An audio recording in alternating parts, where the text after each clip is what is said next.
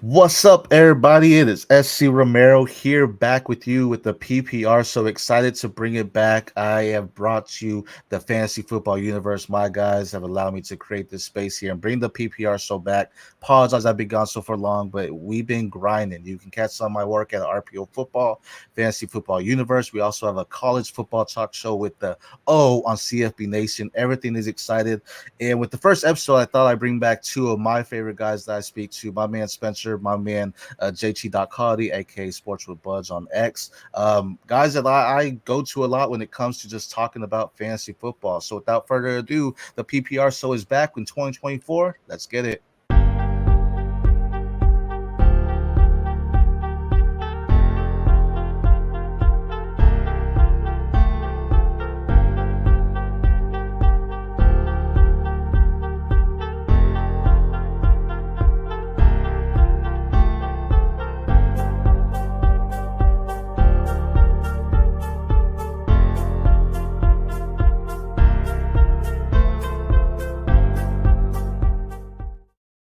What's up, guys? I had to do a 30-second intro, give us time to catch our breath and stuff like that. Intro of myself will be coming out soon, but 30 seconds for the intro right now.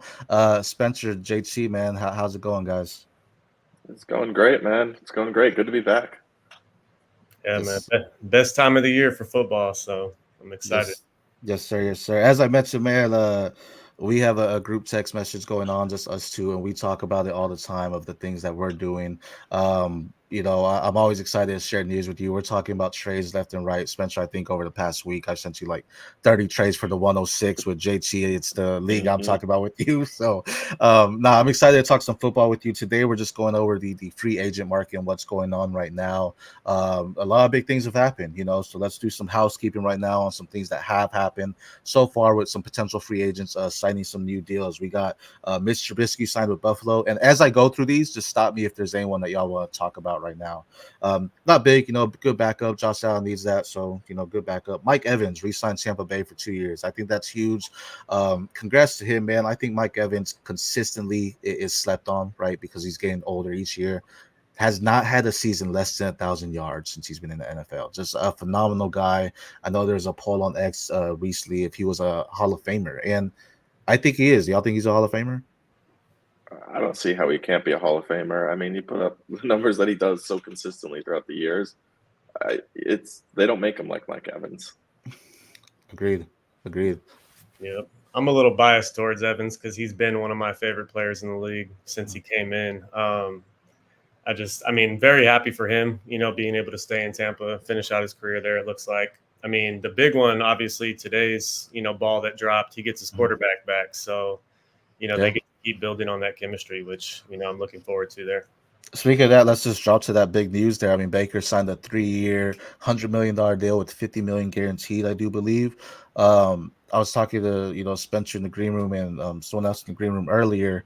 That's huge because in the quarterback market, it seems when a good quarterback goes to the market, that all of a sudden they're just a what's the word I'm looking for? They're a $200 million contract, $190 million contract quarterback, and that's not. I mean, we have a thing here. He got the bag, right? That's huge. And what does that mean to you and your fantasy teams knowing Baker and Mike Evans are there? Does that make you happy for Mike Evans, or does that make you like, okay, now that Baker has signed, it is good idea for me to try to sell him right now? Spencer, what are your thoughts on that?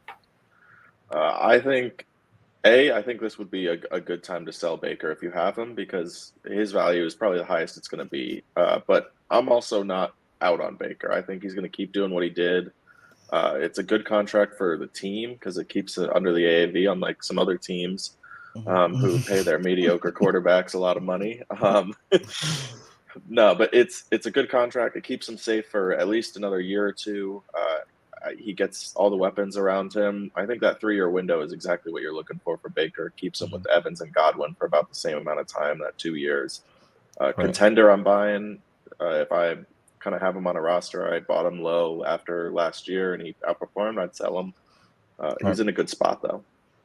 JT, what would you give for Baker? What are you trying to sell him for after this news breaks?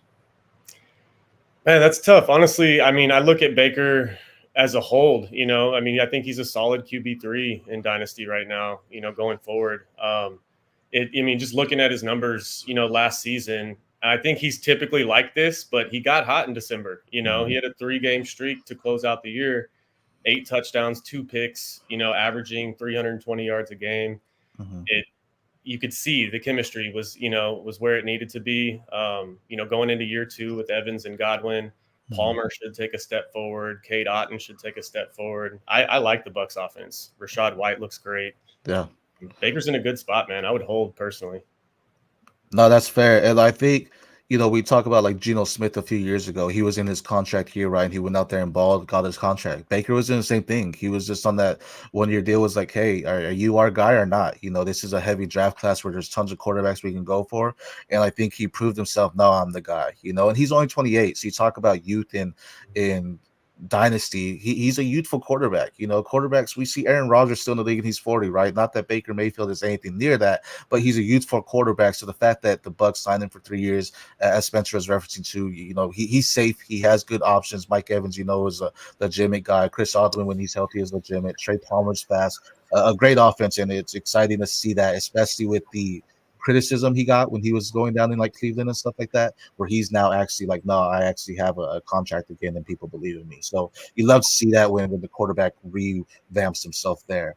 Moving on, T. Higgins got the franchise tag. Michael Pittman also got the franchise tag. Any of those surprise you? The only one that T. Higgins surprised me a little bit. I thought they might tag Jonah instead, keep that left tackle, but he wasn't that good last year, so keeping T makes a little bit of sense. I think the big thing about this is that it really kind of hurt the wide receiver free agent market, but will help out some of those other guys we're going to talk later, I think, in getting their money. Well, you do anything on that? And I mean, I loved the Colts franchising Pittman. I think it was smart to bring him back. AR coming into year 2, it's going to be really good for him to have a real number 1 out there along with Josh Downs and, the other weapons they have in tow. So I really like that move as far as to continue the growth of your, young franchise quarterback. So this is, we're going to be talking about free agencies, but I've been seeing rumors that Brock Bowers, that he was before the combine, people were saying, okay, he's a top 5, top 6 pick in the NFL draft. Now I'm seeing him drop all the way to, I think, 15 is what the Colts have. Does that change Pittman's value if Bowers are there, or does it help him? What do you think there, Doc? Oh, somewhat. I mean, I think, honestly, it's going to help Pittman, to be honest. I think, because it's really just Pittman and Downs. They've had a bunch of middle-of-the-road, high athletic profile, young tight ends, but they haven't had anybody really break through consistently. Mm-hmm. So, I mean, I'm not mad at the idea of drafting Bowers. I think that only – speeds up the progression of Anthony Richardson. You're giving him another, quick hitting weapon, a guy that doesn't need to get down the field. You can get the ball into his hands at the line of scrimmage and just let him work. It's a good fit there. Mm-hmm. And then Spencer, over at the FFU, we're doing mock drafts like at least once a week, and the rookies have been a consistent one where we're always going. The top 6 are pretty universal, where it's always going. We have 3 quarterbacks: Caleb Daniels, May. We have Marvin Harrison Jr., Malik Neighbors, and then the 6-7 has switched between Rome Odunze and Bowers. Are you out on Bowers if he does go to the Colts, or are you actually taking him still at 6 or 7? I think I wouldn't be out on Bowers. I think I'd still take him at 7, but that offense is crowded. I know JT out here disrespecting Alec Pierce a little bit, but no, I mean, they have a lot of weapons. Richardson, he showed he could pass last year, but I think he's not going to be a high volume passer no matter what in the NFL. I think the efficiency was great to see, but they're going to play it safe with him. I think it limits Bowers' ceiling, especially with a guy like Pittman, especially year 1. But we don't need a tight end year 1. There are some other good tight ends in this class, though, and I could see maybe pivoting to Trey Benson or one of the other great wide receivers in this class over Bowers, and him kind of slipping in the draft. I love Pierce, but I mean, if you think about, we talk, Xavier Worthy or even Brian Thomas Jr. or even Troy Franklin. I mean, if they go with one of those guys instead and have Josh Downs actually be that slot guy, those guys I have over Alec Pierce as well. I do love Alec Pierce, but if they go them at 15, I think that's still great for it as well. So let's go on with some other guys. We have Solch re-signed for 3 years and Hunter Henry re-signed for 3 years. Nothing big there. I think the Houston Texans got something really good there with Schultz. I think that's a nice tight end. I was on one of the rookie mocks with FFU and, talked about Jared Wiley, or actually it was our rookie sneak peek about Jared Wiley. And I said he goes to Houston even after they re-signed Schultz, just because I don't see Jared Wiley as a legitimate go in right away and start the position at tight end. But with Dalton Schultz there, it's a good teacher to have and something that can help him grow as well. Because I love Jared Wiley. I think he's a phenomenal athlete, but I don't think he's going to go in there and just ball out right away. I think he does need a little bit of mentoring there, and that would be great. Any big news there for y'all, for Schultz or Hunter Henry? No. Not really. They kind of just stay where they are. Schultz stays in that low end tight end one kind of range. Good offense, but crowded offense. I think as we saw last year, especially Tank Dell coming back. Right. Schultz really took off a little bit more when Dell went down. Henry touchdown dependent. I don't see anything too big. I was hoping Henry would go back to the Chargers, honestly. So that kind of stinks a little bit. Yeah, that's fair. Brian Burns got the franchise tag in California. Justin Madabuke, I think is how you say his name. 4-year, $98 million with the Ravens. You love to see that. He balled out. The Ravens always have a fierce defense, and that's good for them to have him. Josh Allen got the franchise tag. No, not the quarterback, but the actual edge rusher out there in Jacksonville. You love to see that. Antoine Winfield franchise. That's huge. They're gonna have to re-sign him. I mean, that's a great defensive back for them. He's one of the top in the league, in my opinion. So that's awesome there too. L'Jarius Sneed got a franchise tag in KC. Chris Jones re-signed a 5-year deal with KC. That's also huge because they thought he was going to test the market, and they're like, no, we're going to lock you up. And I think they needed that veteran presence there. I think he is part of the defense, right? He's that vocal point. That was a huge move for them. A big trade that happened, which I actually posted on X a while ago, but a big trade. Jerry Jeudy was traded to the Cleveland Browns for a 5th and 6th pick. And the poll I posted on X was, would you rather try to target Jerry Jeudy or JSN, knowing that they restructured Tyler Lockett's contract there? JT, what do you think?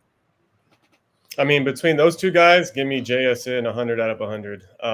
I've never been a big Jeudy guy, so I might be a little biased there. But, I mean, that Cleveland receiving room's crowded. I'm not sleeping on Cedric Tillman either. I think he's the type of guy that you could see a lot of growth from year 1 to year 2. And then Coop is Coop, man. So he's the alpha there. So, yeah, give me JSN. That's fair. Spencer, anything different there? A little bit. More because I think JSN is just valued a little too high right now. If you look at rookie wide receivers who did what he did year 1, when you look at the PFF grades, the amount of receptions, touchdown rate, it's not a good list to be on.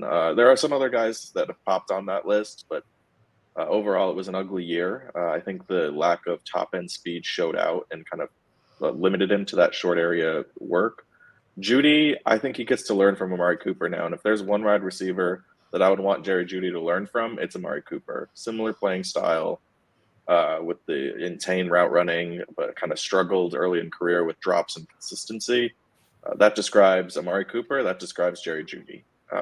Now, Coop has obviously stepped up to be that guy. Jeudy would be a good buy low. Maybe JSN, you get Jeudy in a first, honestly, like a late end first or early second. And I'd rather have that right now than JSN. But yeah, it's a good room they have in Cleveland. I love that. I actually think, I know people were talking about Deshaun Watson and what he's done for the. It wasn't what we wanted, right? Him coming back. He showed flashes at top 5 quarterback. When he first came into the league, had those 2 years off, all that stuff happened. And now it's like, okay, what else can we see? And we didn't really see what we wanted to last season, right? So he got hurt, the shoulder injury. Hopefully it wasn't too much and he come back because they really believe in him. I think the biggest thing is we'll see what happens with Nick Chubb in the future, and we'll talk about that a little bit more later. But that's going to be big as well. But I think getting him another offensive weapon kind of said we're going to go towards the pass. We're going to try to believe and lean on it, whether it be Watson or maybe Flacco, another guy that's testing the market there, but an older quarterback. So I like the value on Jeudy. Maybe he goes a little bit less now, but at the same time, sometimes a certain player needs to get out of the system they're in to have some success. And I think Judy was one of those where they just weren't, year after year, it just seemed they weren't using him as they should have in Denver. And I hope they do that here. And as Spencer related to, having that mentor in Amari Cooper, someone that's always under the radar. Like, I feel no one ever talks about Amari Cooper, but he's consistently like a top 15 wide receiver in the league, so something like that would be great. And I think it's good to go try to target him because you can probably still get him low there. This one here, Marvin Mims gonna crush with JJ as quarterback. We're gonna get to the quarterbacks a little bit here because one of them is a free agent in Minnesota. So, or no, Denver, excuse me. So yeah, he's also a free agent. So that'll be interesting there. Last trade that happened, Mac Jones, a future first round pick by the New England Patriots, was traded to Jacksonville Jaguars. Spencer, thoughts on that? Mac Jones, I mean, what's interesting about these guys is if you look at the numbers, Mac Jones and T-Law have been remarkably similar throughout their careers, which you wouldn't think just based off of what you hear about them. I still don't think Mac Jones is pushing T-Law. I think this is a true backup situation. Jacksonville has really struggled with T-Law's injuries. He gets hurt and he just pushes through, or when he sits out, it's bad. So I think this gives them good security at backup, but I don't think Mac Jones is pushing T-Law for the job, at least not right away. What about you, JT? What do you think of that? I mean, I like it as similar to, and it's funny, but similar to the Cowboys picking up Trey Lance last year. You're getting a quarterback who's basically done nothing. I don't mean to write off Mac's rookie season, but I mean, he's looked really bad the last 2 years. He needs to sit. Maybe in a year or two he gets, signed somewhere else as a, compete in camp type starter, but he belongs in the backup role. So good signing. Is he, both of y'all, said the same thing where, he's not necessarily pushing T-Law, but are you buying Mac Jones then for, let's say, a late third or fourth round pick in your rookie drafts right now? That's tough. I personally would keep the draft pick just because I'd rather take a shot on, a running back or a wide receiver in that range than a guy that I personally look at as a career backup. But I get why people would pay that. I think that's a fair value for him. Okay. Yeah, I think the fourth, probably not the third. Okay. Again, quibbling over small differences there that don't necessarily matter, but yeah, I see it again, as JT said, maybe a 2-year window. You're hoping that he gets the job again, or T-Law gets hurt. Maybe he spikes up a little bit, but I think he can be a buy simply because if T-Law gets hurt, this is going to be the best offense that Mac Jones has been a part of as far as weapons. You have Christian Kirk, you have ETN, you have Bigsby, they have Zay Jones. Will Calvin really re-sign, or will he go somewhere later? But I think this is a good one. Evan Ingram, a good, solid offense that he's in that we haven't seen him be a part in. So not saying he's going to start. I don't think he's pushing T-Law out of the starting job, but sometimes in Dynasty, it's smart to target those backups at low value for those plug-in plays or for when that value comes if that quarterback gets injured. And you can pay close to nothing to acquire him because people are going to be out on him now. They're like, there's no way he's getting the job over T-Law, right? So this is very possible for him to do that. That's not really housekeeping. Those are the big news that has happened in free agency so far, people that were supposed to test the free agent market. But now let's get into our top 2024 quarterback star free agents and where we think they might go. Starting with Kirk Cousins. Kirk Cousins is with the Minnesota Vikings towards ACL this past season. He's apparently on the move. People really think he's going to Atlanta. I personally think he's going to re-sign with the Minnesota Vikings. I think they just know what they have there, and I don't think they are in a rebuild. I mean, you can say they're in a rebuild contention, but at the same time, I feel they're so close with Cousins that they're not just going to just throw all that away and start fresh and go after a rookie quarterback, so to say. They have weapons, though. So, I mean, if anyone goes there, J.J. McCarthy at 11, Justin Jefferson, Jordan Addison, T.J. Hawkinson, they'll need a running back, but they have the people there. But I do think Kirk Cousins re-signs with Minnesota Vikings when it's all said and done. Spencer, I know you said ATO. What are your thoughts on that? Yeah, I think it makes sense that he would want to go back to Minnesota, but I think that Minnesota sounds like they want to move to the next stage of their franchise. I think a lot of that has to do with Justin Jefferson's about to reset the wide receiver market.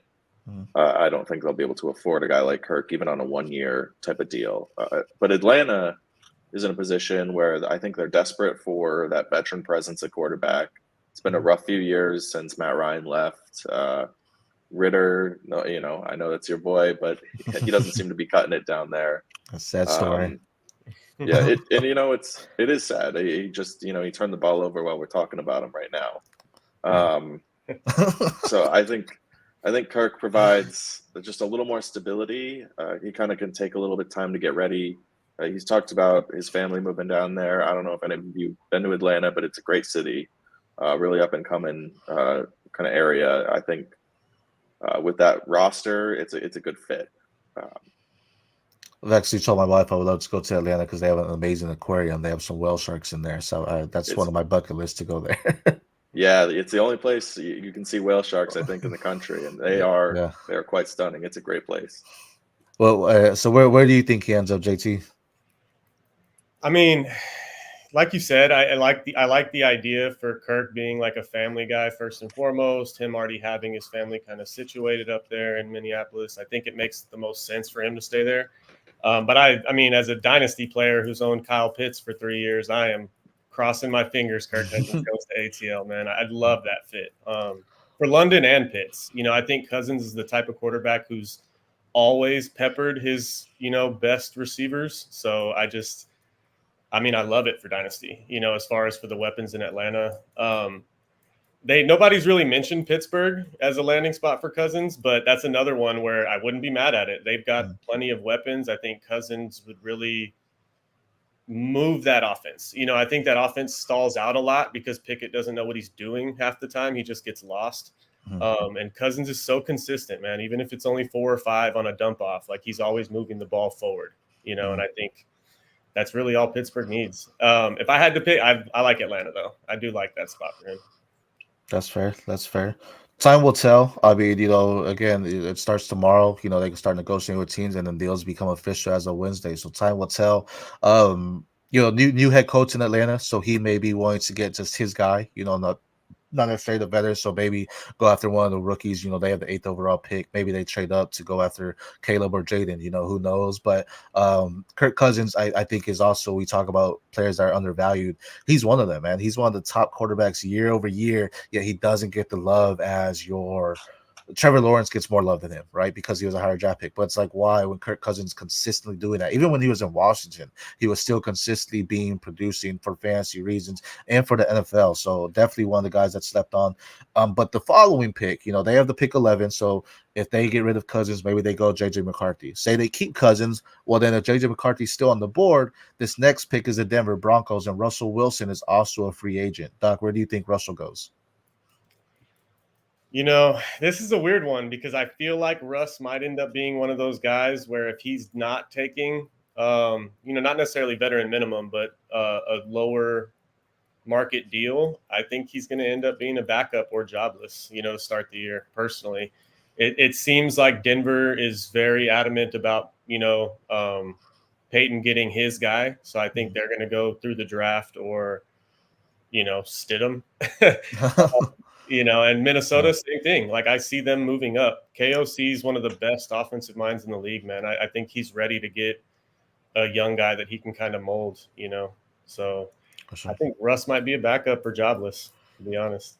What are your thoughts, Spencer, on Russell Wilson? So I think he is a sneaky spot he could go is the Raiders. They're kind of in a weird spot draft pick wise. I think Devontae Adams has expressed a lot of frustration with, who's at quarterback, getting some consistency. I think that Russ can be that veteran presence, can kind of help smooth out things with Devontae, be low cost. They can still get a guy in the draft. But one thing that I did hear was a lot of kind of talk about his partnership with the Steelers org. I believe one of their biggest sponsors, he's a partial owner of that company. So there's a lot of like that behind the scenes stuff. Maybe he goes to Pittsburgh, but I think the next guy we're going to talk about is much more likely to go there. I have Pittsburgh as the option for him. Tomlin, doesn't lose games. He's consistently just a winning coach. And I mean, he gets the recognition, but at the same time, he doesn't. Like, he needs to be talked about, like, as in the Bill Belichick type of coaches, in my opinion. He's just a winner. And I feel with anyone that goes to Pittsburgh, they understand there's a winning mentality there. Like, he doesn't take anything less. And we saw it kind of with Kenny Pickett. Like, he was still doing great things with it. Grant Kenny Pickett didn't do great, but then he's getting rid of his offensive coordinators, but the defense is still stout. The defense still knows what they do. Tomlin is a great head coach, and I think getting a veteran like Russell Wilson, someone that came out and said, I want to win 3 more Super Bowls within the next 5 years. Like, not saying he's going to do that, but at the same time, that mentality is something Tomlin wants. And having a guy like George Pickens, having someone like Pat Freiermuth, having Najee Harris, having some good depth. Yeah, they're younger, but they also need that. He already did the rookie deal, right? He got Kenny Pickett, didn't work out. So now I think he's going to try to do what he can to get the veteran, someone that he can just plug and play into the system, that understands football and can just get the job done regardless of what's happening. They still need to address the offensive line, but I think having something like that will go a long way for them. So I haven't going to Pittsburgh. He's definitely out of Denver. I think that's a given, right? He's not staying there. So, again, that JJ McCarthy at 12, if he's there. I've seen JJ go in the top 10. I've seen him go out the first round. I don't know where he's going, but either way, there's a lot of excitement coming draft time, especially with the Minnesota and Denver at 11, 12. They could be going after a quarterback there, so that'll be exciting to watch. The next guy we're going to talk about quarterbacks is going to be Ryan Tannehill, another guy that had some success. And then we saw them get Will Levis. We saw them get Malik Willis. And it's kind of just been a riding deal, right? Like, we don't know what to really expect with him. Is he the starter? Is he not? He's not in Tennessee. He's one of the free agents.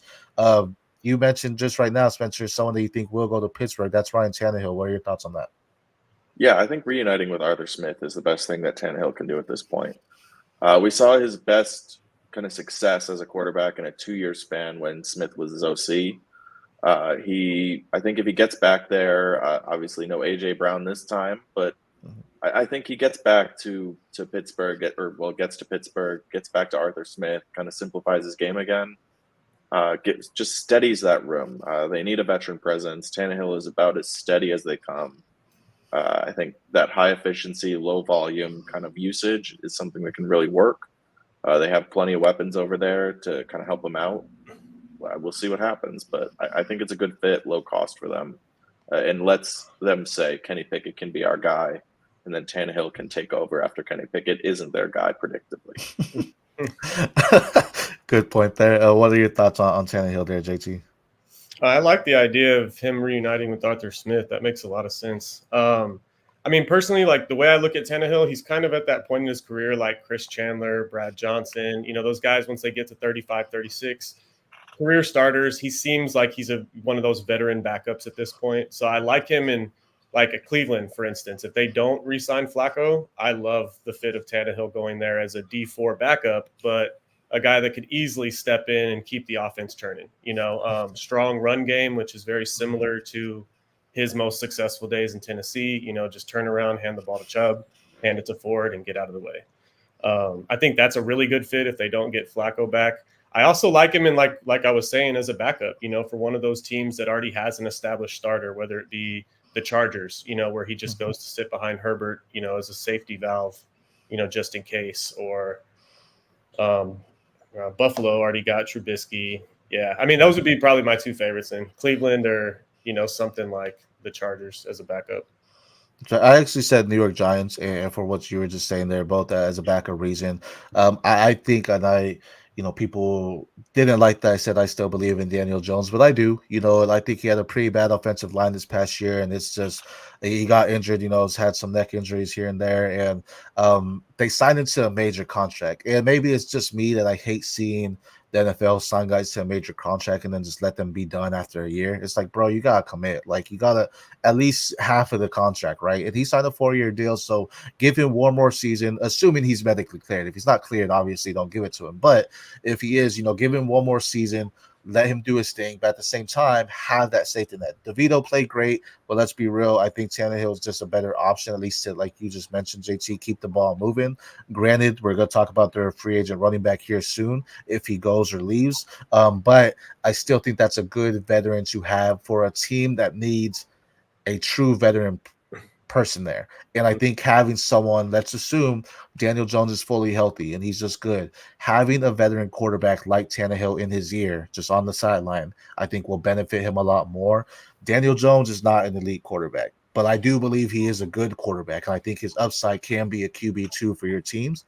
But again, I think having that veteran in his ear like a Ryan Tannehill on the sidelines will elevate him because he's going to start getting the IQ that he needs. I don't think that IQ is necessarily there as your elite guys, but he's going to start to get that because Tannehill is going to teach him the way of doing different things there. So that'll be interesting. Last one, and you brought him up, Joe Flacco. Man, Joe Flacco, comeback player of the year. I don't understand it, but hey, that's not my award to give away. But comeback player of the year, Joe Flacco came out, just balled out, did great things with the Cleveland Browns towards the end of the stretch. When they lost D4 and it just wasn't working out with our quarterbacks, they brought him in and he started doing some good things. 40-year-old guy, free agent though. Where do you think he goes? Go ahead, Spencer. What are your thoughts? Flacco's a confusing one to me. So I think there's a lot of spots that I could see him going. Browns makes a lot of sense, go back there, but I feel like the org might be a little nervous about the thought of him pushing Deshaun Watson, who they committed so much to. They don't want fans calling for Flacco again. So like that's something that I think, and I could also see him saying, you know what, I end on a high note, time to hang it up. So he's an interesting one. I think wherever he goes, he ends up pushing the starter. He looked great last year. He showed that he still has got the Flacco cannon. He's an odd one though, as with the age and concerns about him pushing present starters. Any different thoughts there, JT? I mean, if he doesn't end up back in Cleveland, I would hope that most other front offices are being kind of wary of because this is the Flacco recipe, the lightning in a bottle for 5 games, and then he disappears for 5 years. So I just, I would be wary of that. It was just the second coming of the Joe Flacco, run of the streak of hot games. If he doesn't end up in Cleveland, I like, where Spencer's head is at. I think it's probably better for him, to go out on a high note, 40 years old or 39, whatever he is. Yeah, I have him as a free agent. I mean, the age is a big factor there, and I don't think he's going to be a free agent. Doesn't mean he doesn't play next year, but I think he does become a free agent if someone needs that quarterback help. They're like, oh, snap, Joe Flacco's out there. Let's go reach out to him, bring him in, like you said, for that 5-game recipe, and here we go. We're good. So someone that he doesn't sign at the beginning of the season, but during the season, someone loses their quarterback and they're winning. They're like, man, we need someone to actually just sling the ball because our backups just haven't been doing it. They bring in Joe Flacco, win a few more games, and then there you go. But I do think he's a free agent, just one of those older quarterbacks that I'm not really into. Before we get to our running backs, though, just a random question. Not a free agent, but someone that's heavy in the trade markets right now. That's Justin Fields. The question I have for y'all, do the Bears trade Justin Fields or the number 1 overall pick? JT, I'll let you go first with that one. They've got to trade Fields, man. And it's not even a shot at Fields. I think he's great. I would buy him everywhere in Dynasty right now. It's just, similar to the idea of the Vikings getting a rookie quarterback contract because of the Jefferson. It's just smarter to reset the timeline, and the generational prospect label that Caleb Williams gets. It's just the smarter pick. It really is. Move Fields. Maybe you get. It's shocking to me that the people can't even get you can't get a late first for him right now as being a Bears fan, but it's the right move. You got to move on and reset the clock there, Caleb Williams. Spencer, any different thoughts there? Yeah, if you had asked me a week ago, I think I would have been in lockstep right there. But as it keeps moving, I'm starting to get a little bit wary of that idea. I think they might keep him. I don't know if they take a quarterback still. But it looks like the value is going in the late 3rd round. Teams are, I think, kind of figuring out that there's not a lot of competition, so the price just keeps falling and falling. I could see them holding on to him and saying either beat out this guy we just took pick 1 or, be a backup for a year and we'll trade you, kind of like Trey Lance got traded last year, for kind of a mid-round pick after camp had started, after he lost the job. They gave him his not-so-fair shot against Purdy. Purdy beat him out. Traded him for kind of cheap to the Cowboys. I could see the same type of recipe where he doesn't get traded pre-draft. He gets traded to a backup role after. That's fair. I know JPA football on X tweeted rumors the message the Bears are getting back from teams is that they don't consider Justin Fields more of a sure thing than any other potential 1 year options such as Sam Darnold or Drew Lock. Now I've been on record saying that they're gonna get more value for the one overall. You're not getting rumors back a few weeks ago, a few months ago, was that the Atlanta Falcons offered the 108 for Justin Fields, and they didn't take that. I would have smashed that if you had the 101. I think you have to do that, right? Like, why not? Because now we just saw a wide receiver go for a fifth and six. Where I don't know what Mac Jones is getting traded for, but I know it's not a first, right? So you're not getting that value back. And Justin Fields, as you mentioned, JT, is a great quarterback. I think he didn't have the help on the offensive line. He was getting rushed a lot, and that affected his game. But he is someone that's good. And outside of DJ Moore, who they just got him last year, and he did great. He balled out with him. They had Cole Kmet, who actually had a good season too.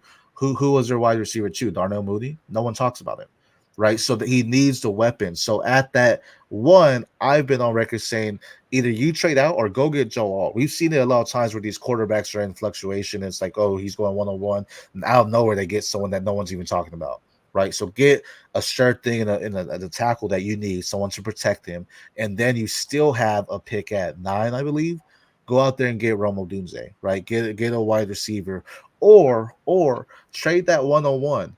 You can get 2 firsts for him, so you can probably trade back to the New England Patriots at 3 and still get a first in 2025 for them to move up 2 spots to get their guy at quarterback, guarantee it, right? So get that value. Justin Fields. Am I saying Caleb Williams is worse than Justin Fields? No. Am I saying Justin Fields is better than him? No. But I think value wise, if you're thinking about it, trading that one overall will get you more in return. And you can still get someone like a JJ McCarthy if you really want to compete, as Spencer was saying, compete with him too. Or just keep Justin Fields and say, hey, you're our guy, man. We believe in you, and we're going to make sure we build around you. I think they should trade the 101. Will they? No, probably not, because quarterbacks are overrated when it comes to just drafting them. Like it's like if you get a generational quarterback, you have to go after him, sure. But we've also seen them flop time and time again too, right? So we're talking about T Law, right? What's happening with T Law? Like it is somewhat concerning. They're going after Mac Jones, who was also drafted in the first round and got him, But it'll be interesting. I think that's going to be the biggest thing to watch this offseason right now is, what the Bears do with Justin Fields and the 101. But let's get into some free agent running backs there. Top one of the hour is the immortal one, the king, Derrick Henry. Time and time again, we're talking about, oh, he's 30 years old and he's not doing it again. And guess what? He continues to do it. This guy's a beast. I need to know what he's doing from a nutritional standpoint because he is not aging. He is a monster. This guy can lift the world with his pinky. I mean, honestly, he's that strong, right? So, what are y'all's thoughts? JT, I know you're a Derrick Henry guy. So, what are your thoughts on the king? Where does he go? I mean, I feel like the entire dynasty community is like hoping he lands in Baltimore or Dallas. I think those are ideal landing spots where he's sliding into a run first. I mean, Dallas is a pass first offense now, but they want to run the ball, and I think getting a Henry immediately makes them a balanced offense again. Those are the two ideal landing spots. He did just buy a house in Dallas, so people are reading the tea leaves saying that he's, talking to that front office, but either one of those spots would be awesome.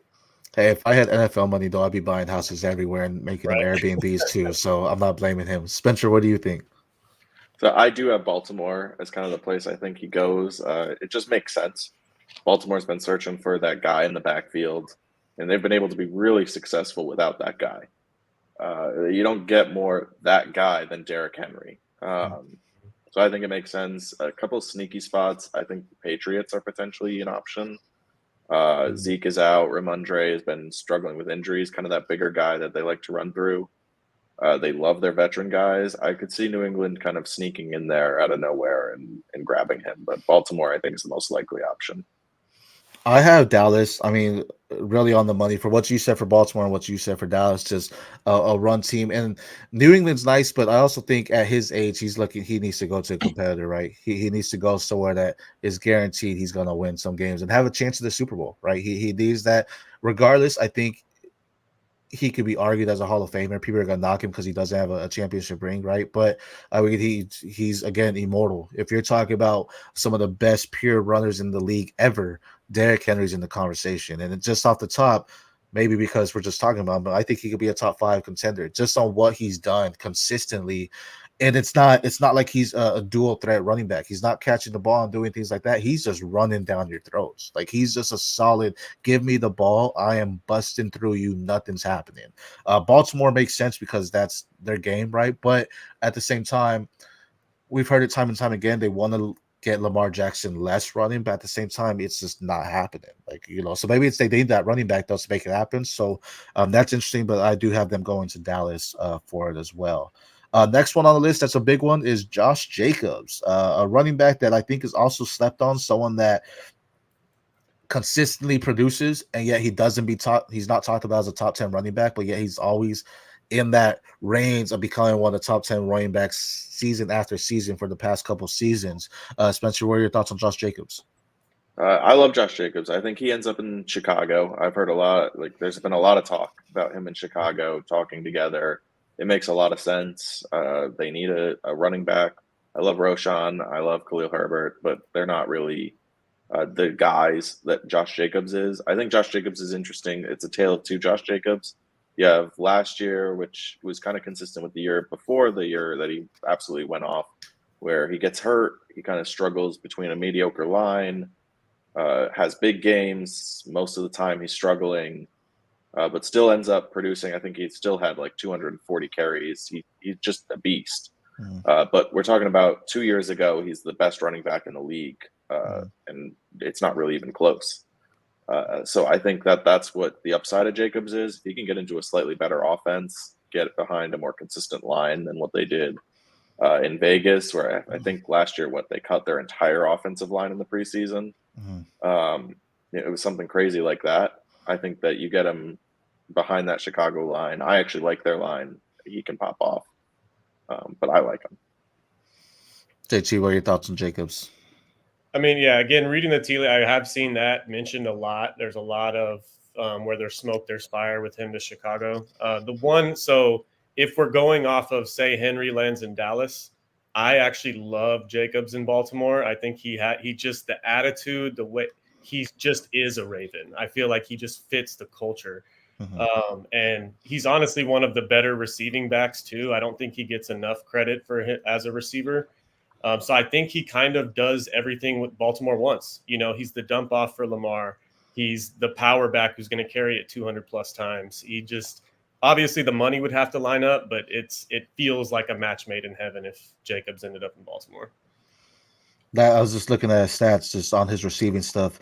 In 2021 and 2022, 54 and 53 receptions. This past year, he missed 4 games, but still had 37 receptions. So, yeah, definitely stepped on as a receiving back.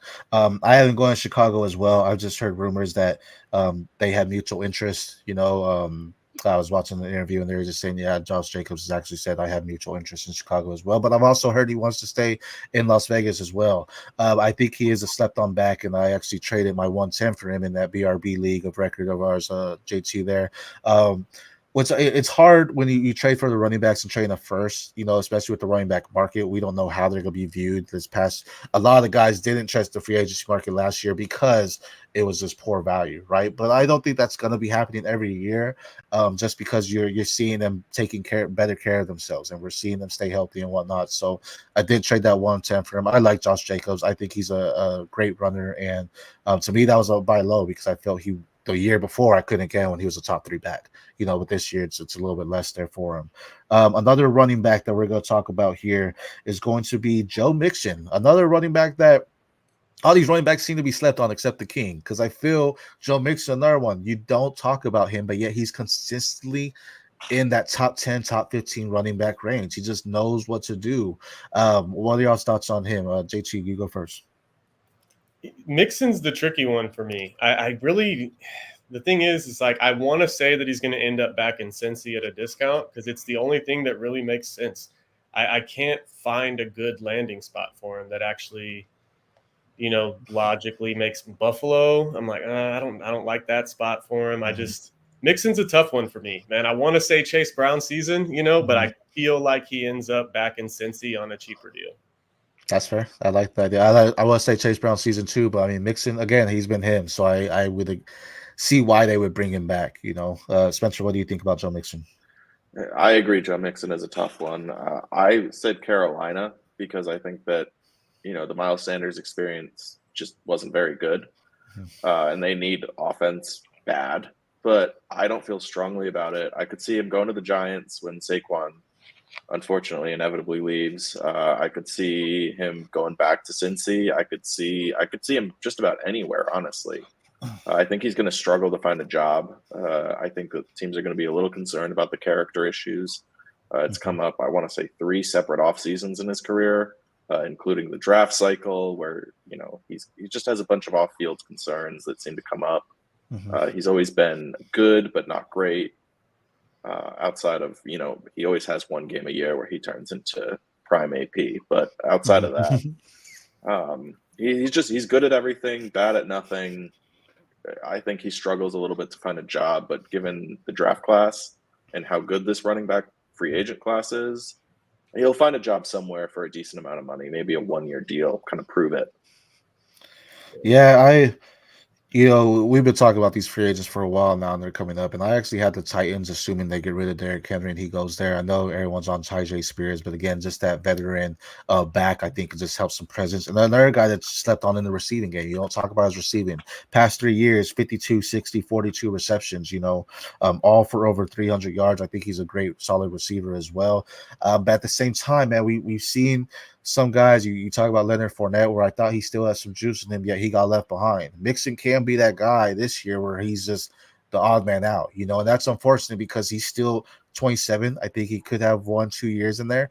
And it's hard because we see a guy like Derrick Henry, who's 30, 31, about to be something like that, who's just consistently pounding the rock and getting the yardage. So you want to believe, okay, these running backs have some longevity, but Derrick Henry's a unicorn. Not everyone's built like him, right? So this could be the year where we just see the downfall, right? Where it's just not happening anymore. Yet he was still a top 5 running back, top 6 in full PPR last season. So it's very hard, but one thing that happens is, we could be high on him in the fantasy community, but that doesn't mean the NFL sees him the same way.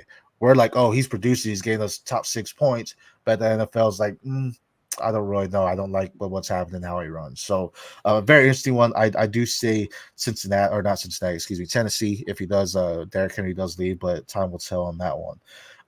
The interesting one that can never be an odd man out is Tony Pollard. A lot of guys thought he was going to be the man in Dallas, and I mean he was, but they wanted more. They thought he had a top 7 season the year before with Zeke there. This past year had a top 15 season, so he actually digressed a little bit. Spencer, what are your thoughts on Tony Pollard? I think you're muted. Nope. Maybe his ears died. JT, what are your thoughts on that while he's getting that figured out? You're not muted anymore. Pollard's an interesting one, man, because honestly, he's very similar to Mixon, where it feels like he's going to end up back in Dallas on a cheaper deal. If he doesn't go back to Dallas, the place that I think is kind of sneaky would be the Giants, and that's the NFC East tends to do that. They sign each other's players in free agency often.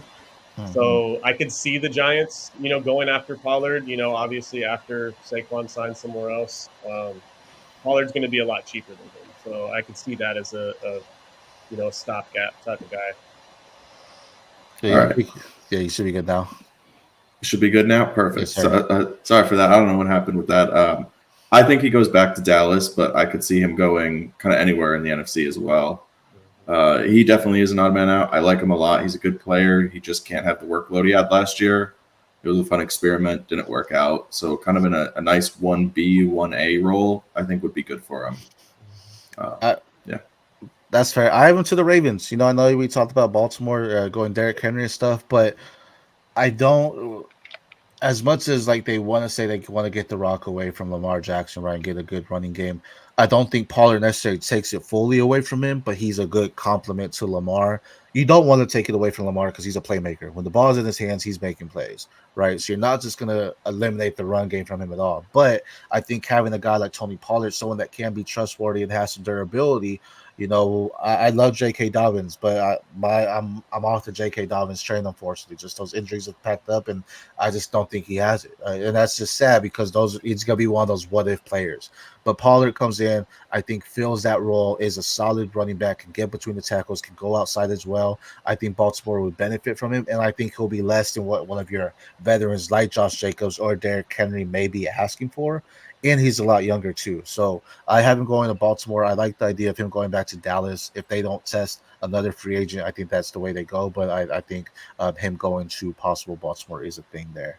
Another running back that we're going to, one guy that I feel is, again, like all these guys are older and they're kind of slept on, but this is actually one of the best running back classes in free agency that we've seen. And this one's going to be Austin Eckler, the Chargers running back.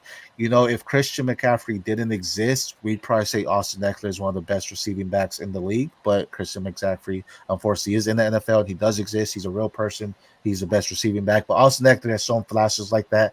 But I feel people are out on him. And, the Chargers said he's going to test free agency. They didn't re-sign him again. And what are your thoughts on that one, JT?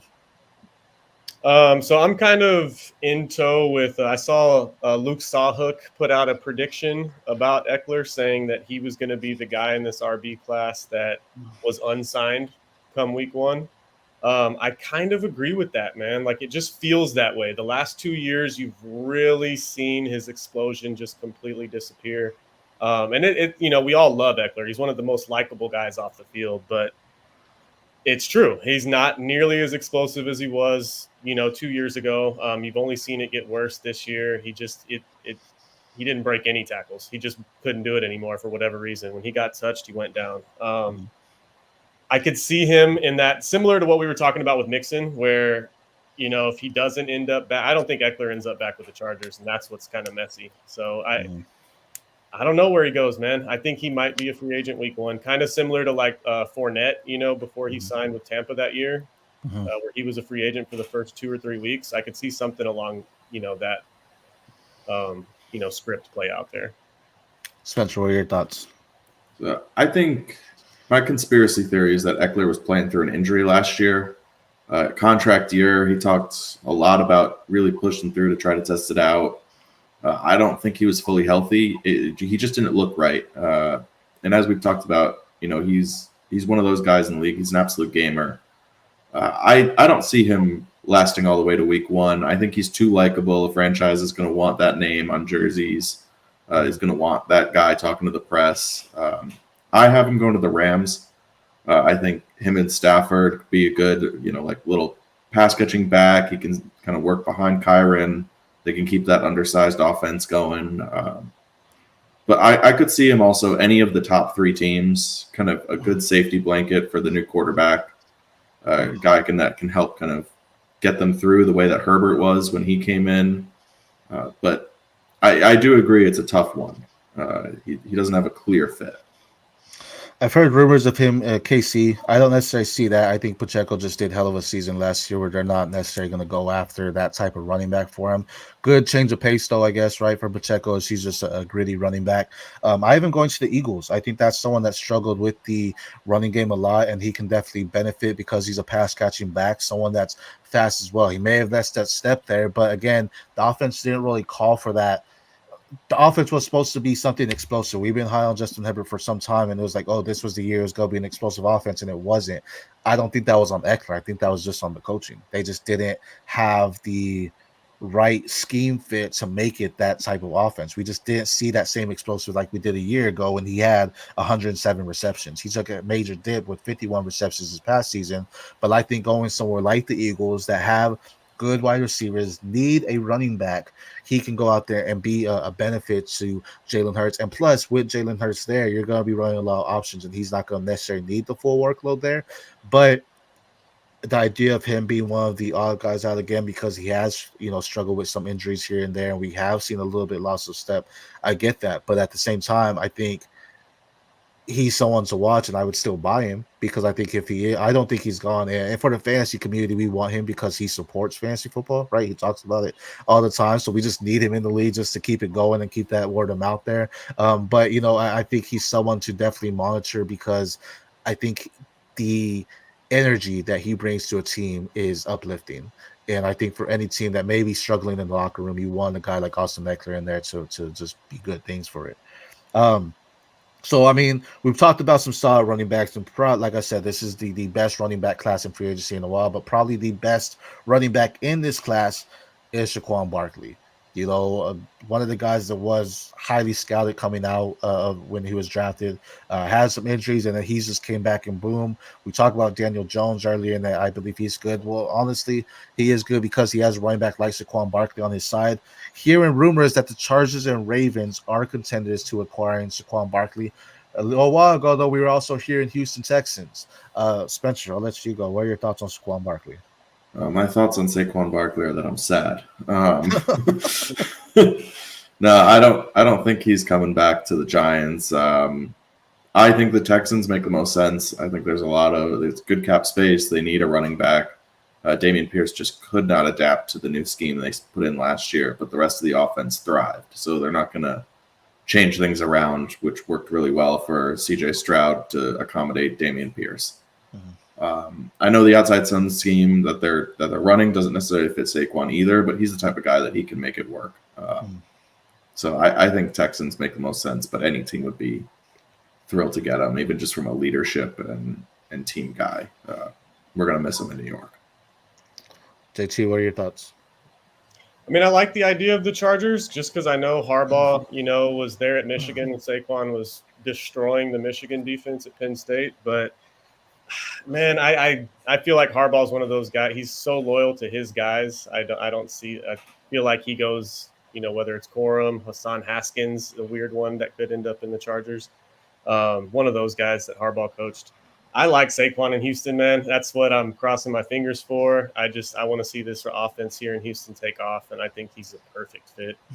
You give CJ that type of explosiveness in the backfield, man, and it just opens up everything in the passing game. So that's what I'm hoping for.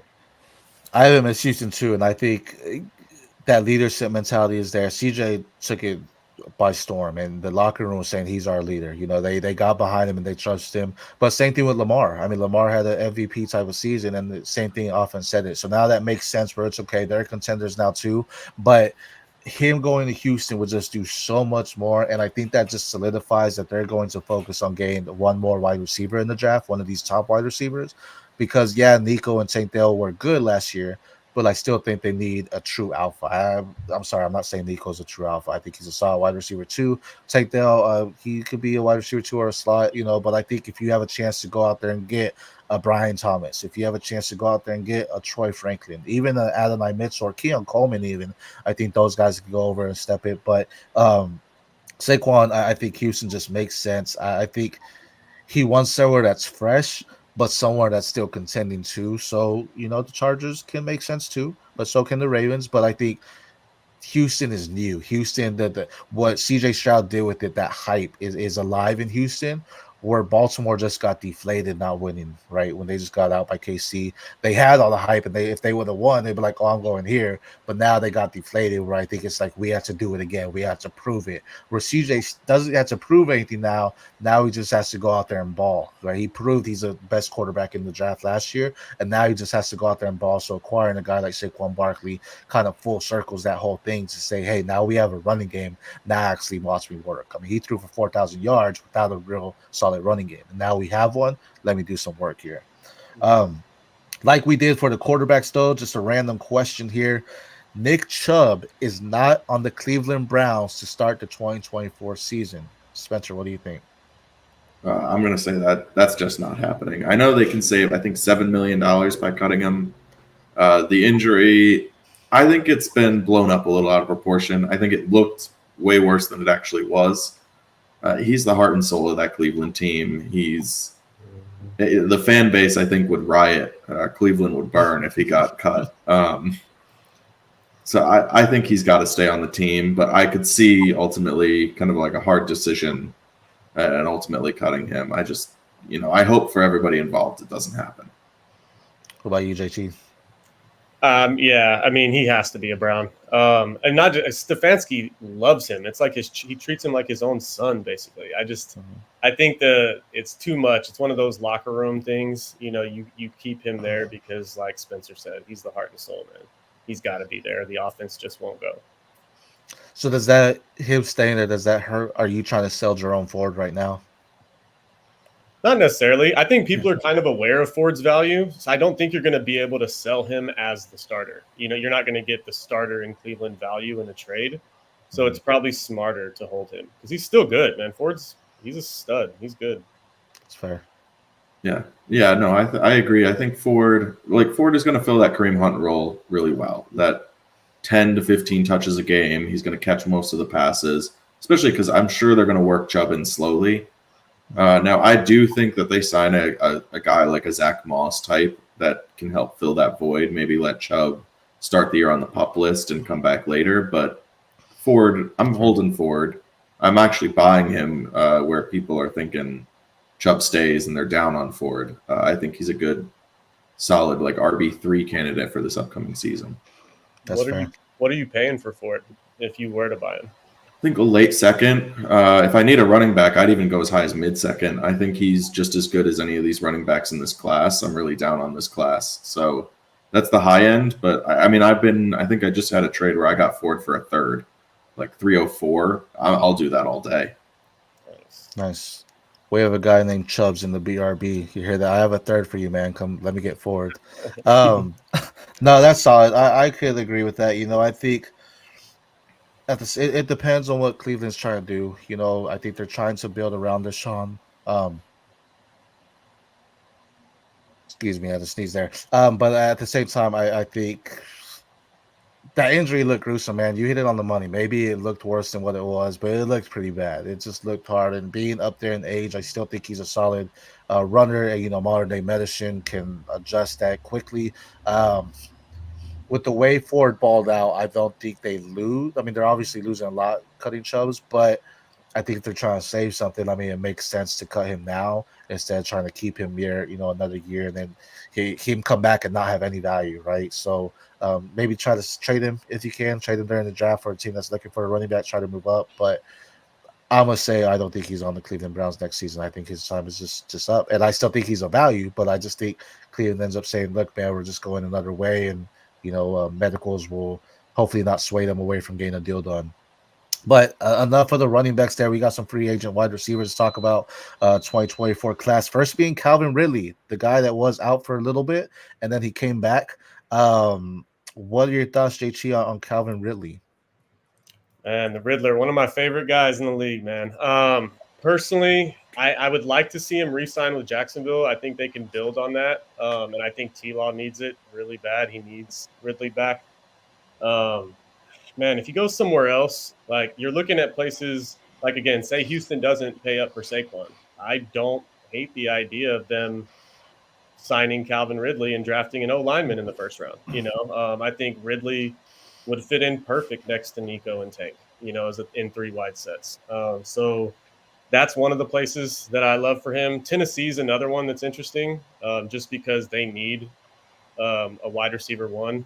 Treylon really hasn't worked out there, and I'm not giving up on him, but I think it would be smart for them to get, a veteran like what we were talking about earlier with Coop and Judy, a veteran that can kind of work with Treylon and hopefully develop him, What are your thoughts, Spencer, on Calvin Ridley?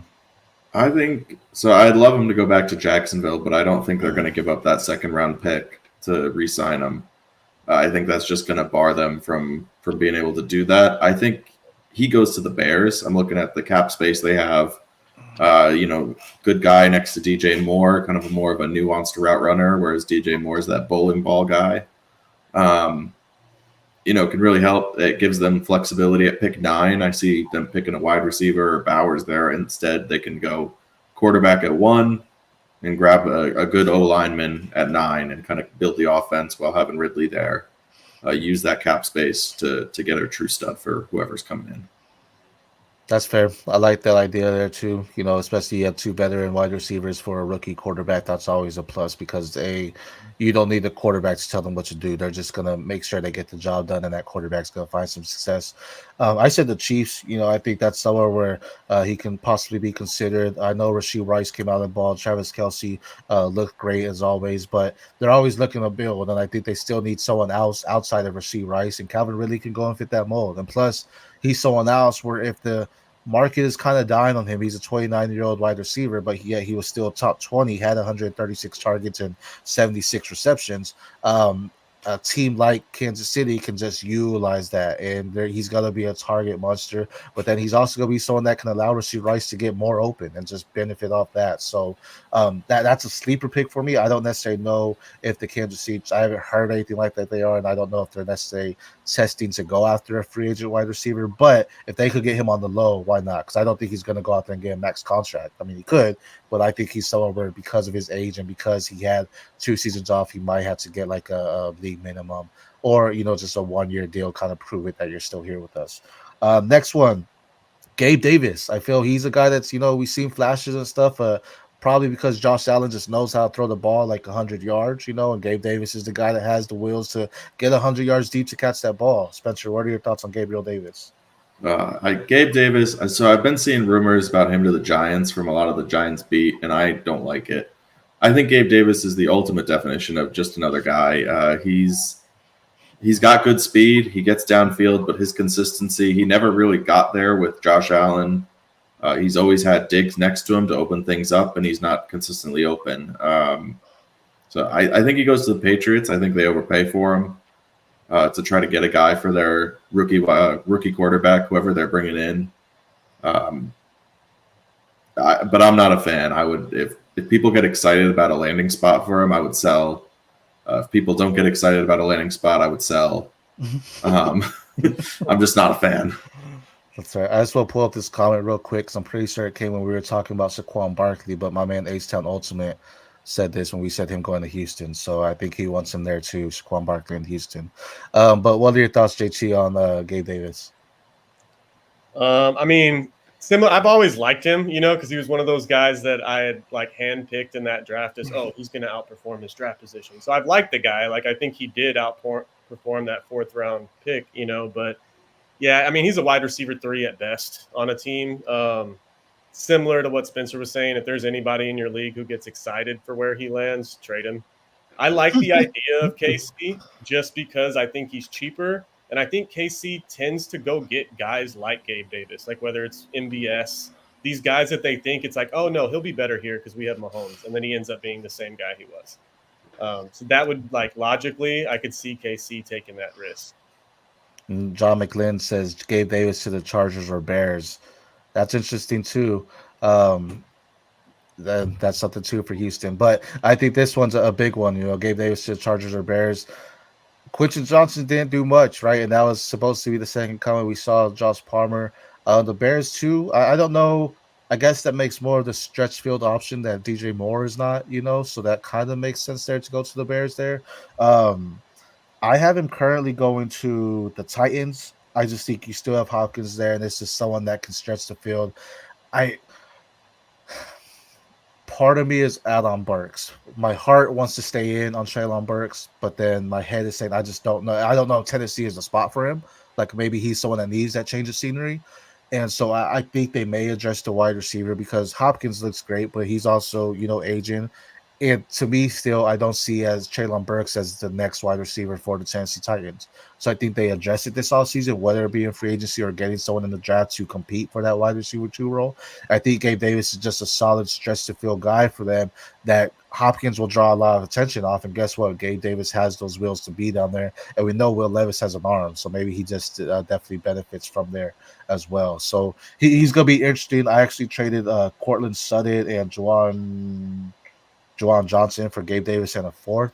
I don't think that's bad value, getting someone like that there. And a flyer, I want to believe in him, but, time will tell if he actually is a deep threat wide receiver that can get it done. He has weeks where he has 20 plus points, but then he have weeks where he has under 5. So he's a boomer bust definition, but something excited to see where he can go. Another one, another guy that's been some boomer bust is Hollywood Marquise Brown at the Arizona Cardinals. Speculation has it that the Arizona Cardinals are going with Marvin Harrison Jr. I think it's not a lock until the draft, but that's been like the most consistent one where it's like if he's there at 4, they're taking him, Marvin Harrison Jr.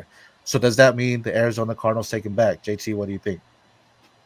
I mean, I like the idea of him going back to AZ with Marvin Harrison, just to really give Kyler some actual weapons. I personally, I think, who was it? John mentioned, the Bears with Gabe Davis. I like Hollywood in Chicago, man. I think he fits, the exact opposite. He complements DJ Moore so well.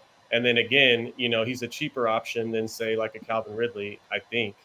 And it gives him that flexibility at 9, like Spencer was mentioning earlier. I like Hollywood in Chicago there. Spencer, what are your thoughts about Hollywood? So I love Hollywood. Hollywood has been one of my favorite wide receivers since he came in. I think I have the Lions as an option. I think they tried to get that speed threat with Jamison Williams. I think it hasn't quite worked out. I think that's something that they wanted to do, though, get that outside guy outside of Amon-Ra. Hollywood brings that speed. He's a lot more consistent when he's healthy than a guy like Jamison that was. I think that it's a good fit, but he could fit just about anywhere. Everywhere needs speed. The only place I don't see him going is Baltimore. I think him and Lamar maybe burn that bridge. But other than that, I could see him just about anywhere.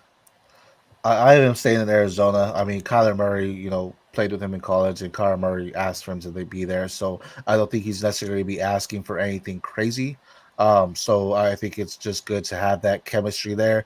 And Marvin Harrison Jr., they need a true alpha, but I think Hollywood will be very successful as a wide receiver too there. He already has that chemistry with Kyler Murray. He can teach Marvin Harrison a little bit about the pros. Not that his dad didn't do that teaching already, but still teach him like, okay, these are the new ways to move in the pros. It's not with college, right? So that's something very interesting to talk about.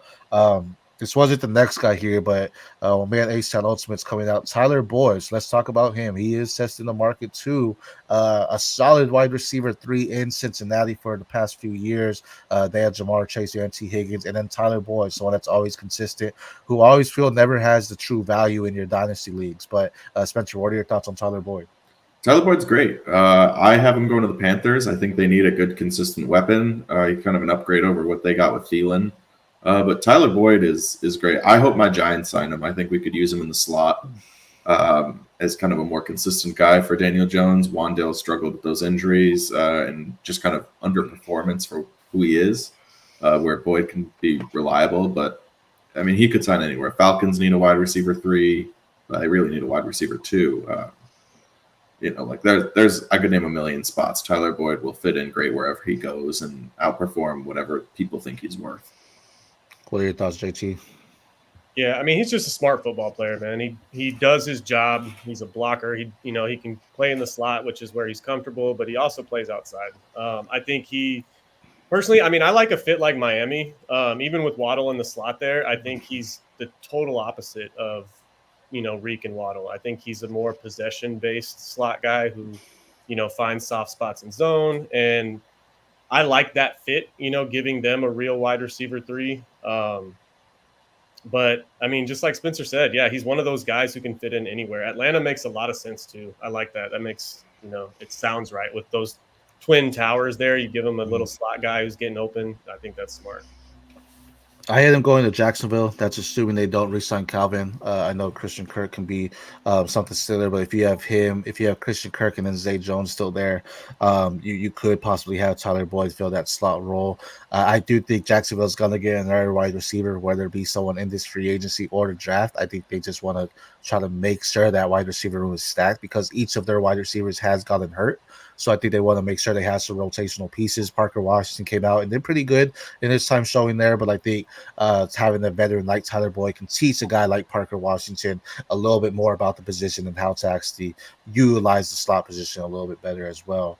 The last free agent wide receiver we're going to talk about is a guy that I actually have his picture over here, with the Giants. Our man Odell Beckham Jr. He had that snag with the Giants, and since then it's kind of been not so glorious for him as of late. He's tested free agent market before. He's been not on the team for a little bit. Was with the Ravens, did okay. What are your thoughts on Odell Beckham, Spencer? So Odell has a special place in my heart. I think he comes back to New York. It's a good opportunity for him to kind of be an alpha again. Maybe go back to his roots, get back with a fan base that loves him. As long as he stays away from yachts, I'd be happy with it. I could also see him returning to the Rams. Him and Stafford had great chemistry. I know they have a full room out there, but do I want him to retire a Giant? I would love for him to retire a Giant. I don't think he burned any bridges. I know he left on a little bit of unfavorable terms, but I don't think it was so bad that the fan base wouldn't love him. We all kind of love Odell. But again, he's a guy, he's going to struggle, I think, to find a job. So they probably just need to get rid of that kicking net that he proposed to, right? They probably just had a bad fallout, and they get rid of that. He can come back to New York. So, what are your thoughts, JT, on Odell? I think Spencer nailed it on the head. The Giants or the Rams, both, they make the most sense because I think he just looks washed, man. You don't want to be disrespectful. I think he's fantastic. He's one of the most talented guys over the last decade or so. But he's not the same Odell from, 4 or 5 years ago. So Rams or the Giants. I like the Rams idea a lot. That would just be sweet to watch Kupp, Puka, and Odell all out there. That'd be fun. But yeah, one of those two makes the most sense. I haven't gone to the Bengals. I don't think Tyler Boyd's there, and he's not. You're not getting him to be the wide receiver one. I mean, yeah, if he's in New York, he would be because they don't have anyone. But if he goes somewhere like the Bengals, I think it's just something to be hype about, something that fits his energy, something that they have a culture there with Burrow and Chase, and then T Higgins. Someone that's just a veteran presence in the locker room, just to help them craft their skill a little bit more because he's seen it. He's been through the adversity. To talk about too, Jamar Chase and T Higgins. When free agency comes, man, you gotta test this and be ready for it because it can hit you hard. Or even just talk about how to deal with the criticism when you don't have a 100+ yard game, how to deal with those things and how to cope with it. So I think he could be a solid veteran presence for those guys in Cincinnati, and I think that would be a good fit for him. Last question for this though. Deontay Johnson is not with the Pittsburgh Steelers by the end of the 2024 season. I know rumors are that they are accepting trades from him. We haven't heard anything about that quite yet, but do we think he's there by the end of the 2024 season for the Pittsburgh Steelers? JT, what do you think? That's a tough one, man. I think if he isn't, it's going to be, he's going to be one of those guys that gets traded to a team who loses a guy to injury. I don't know, because he's good. He's not great. Yeah. If you're saying yes or no, is he with the Steelers by the end of the year?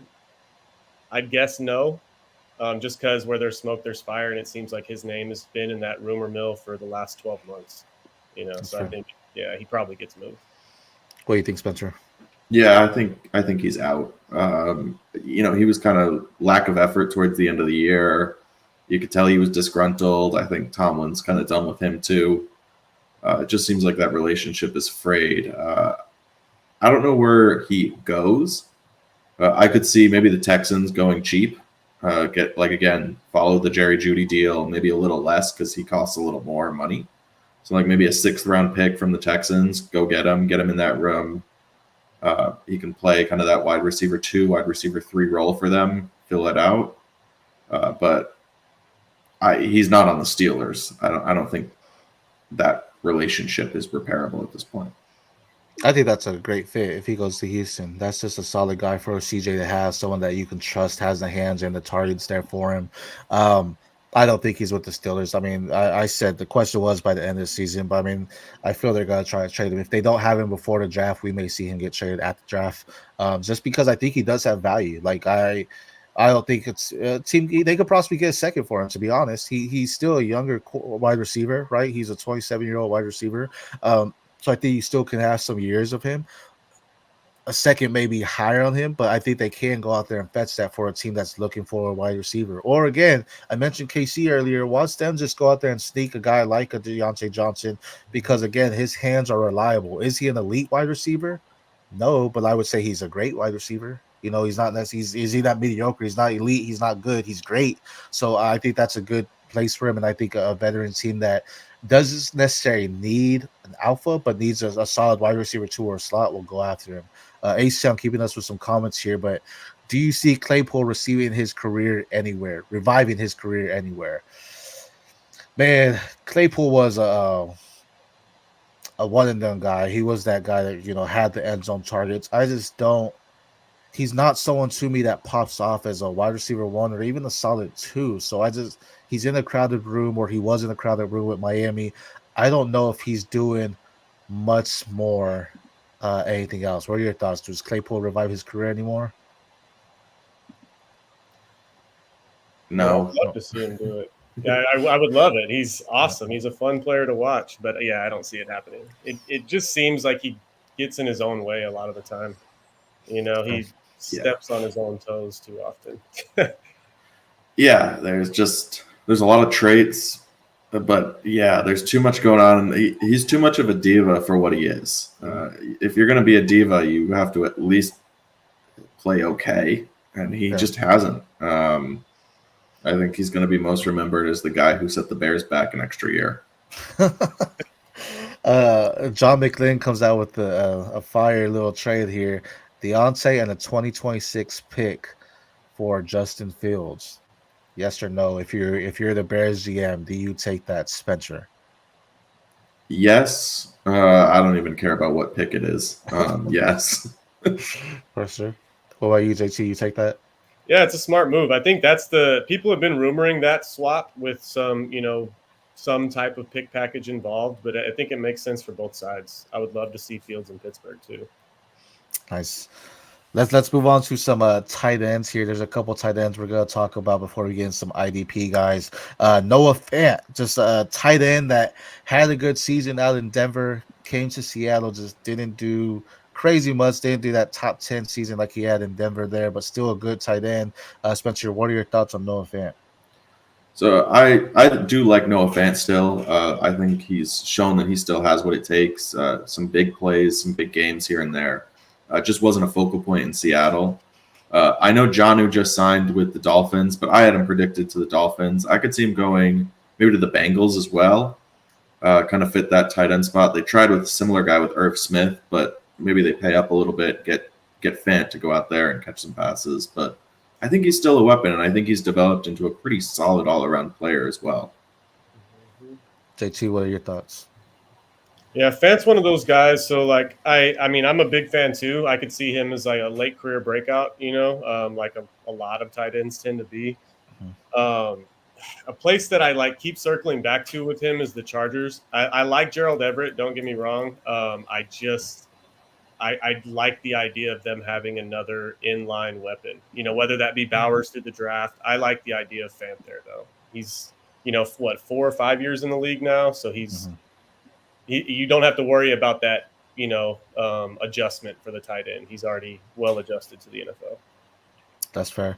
I haven't gone to KC. I have KC getting someone, on the free agency, but Travis Kelce, he's closer to the end than he is the beginning, obviously, right? Because of his age. But this whole Taylor Swift stuff, it's great. I love it. I love seeing them together. I think it's awesome there. But he hasn't had that relationship, right? And now, we just saw his brother retire, and Shaq came out and said, "Man, spend the time with your family when you can." And I feel that was a moment that Jason Kelce read it and said, "Oh snap, man! NFL is great, but I do want to spend time with my family and see, kids grow up and spend some time with them and stuff." So with that being said, I think Kelce is closer than we realize. He's gonna play next year, but they don't have a solid backup to him.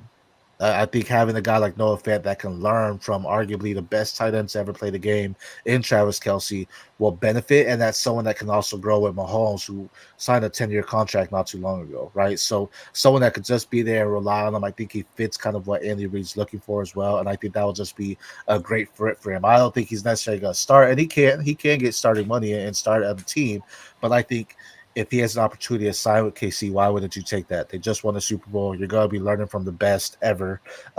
It's going to just benefit you all around. So I like him going to Kansas City.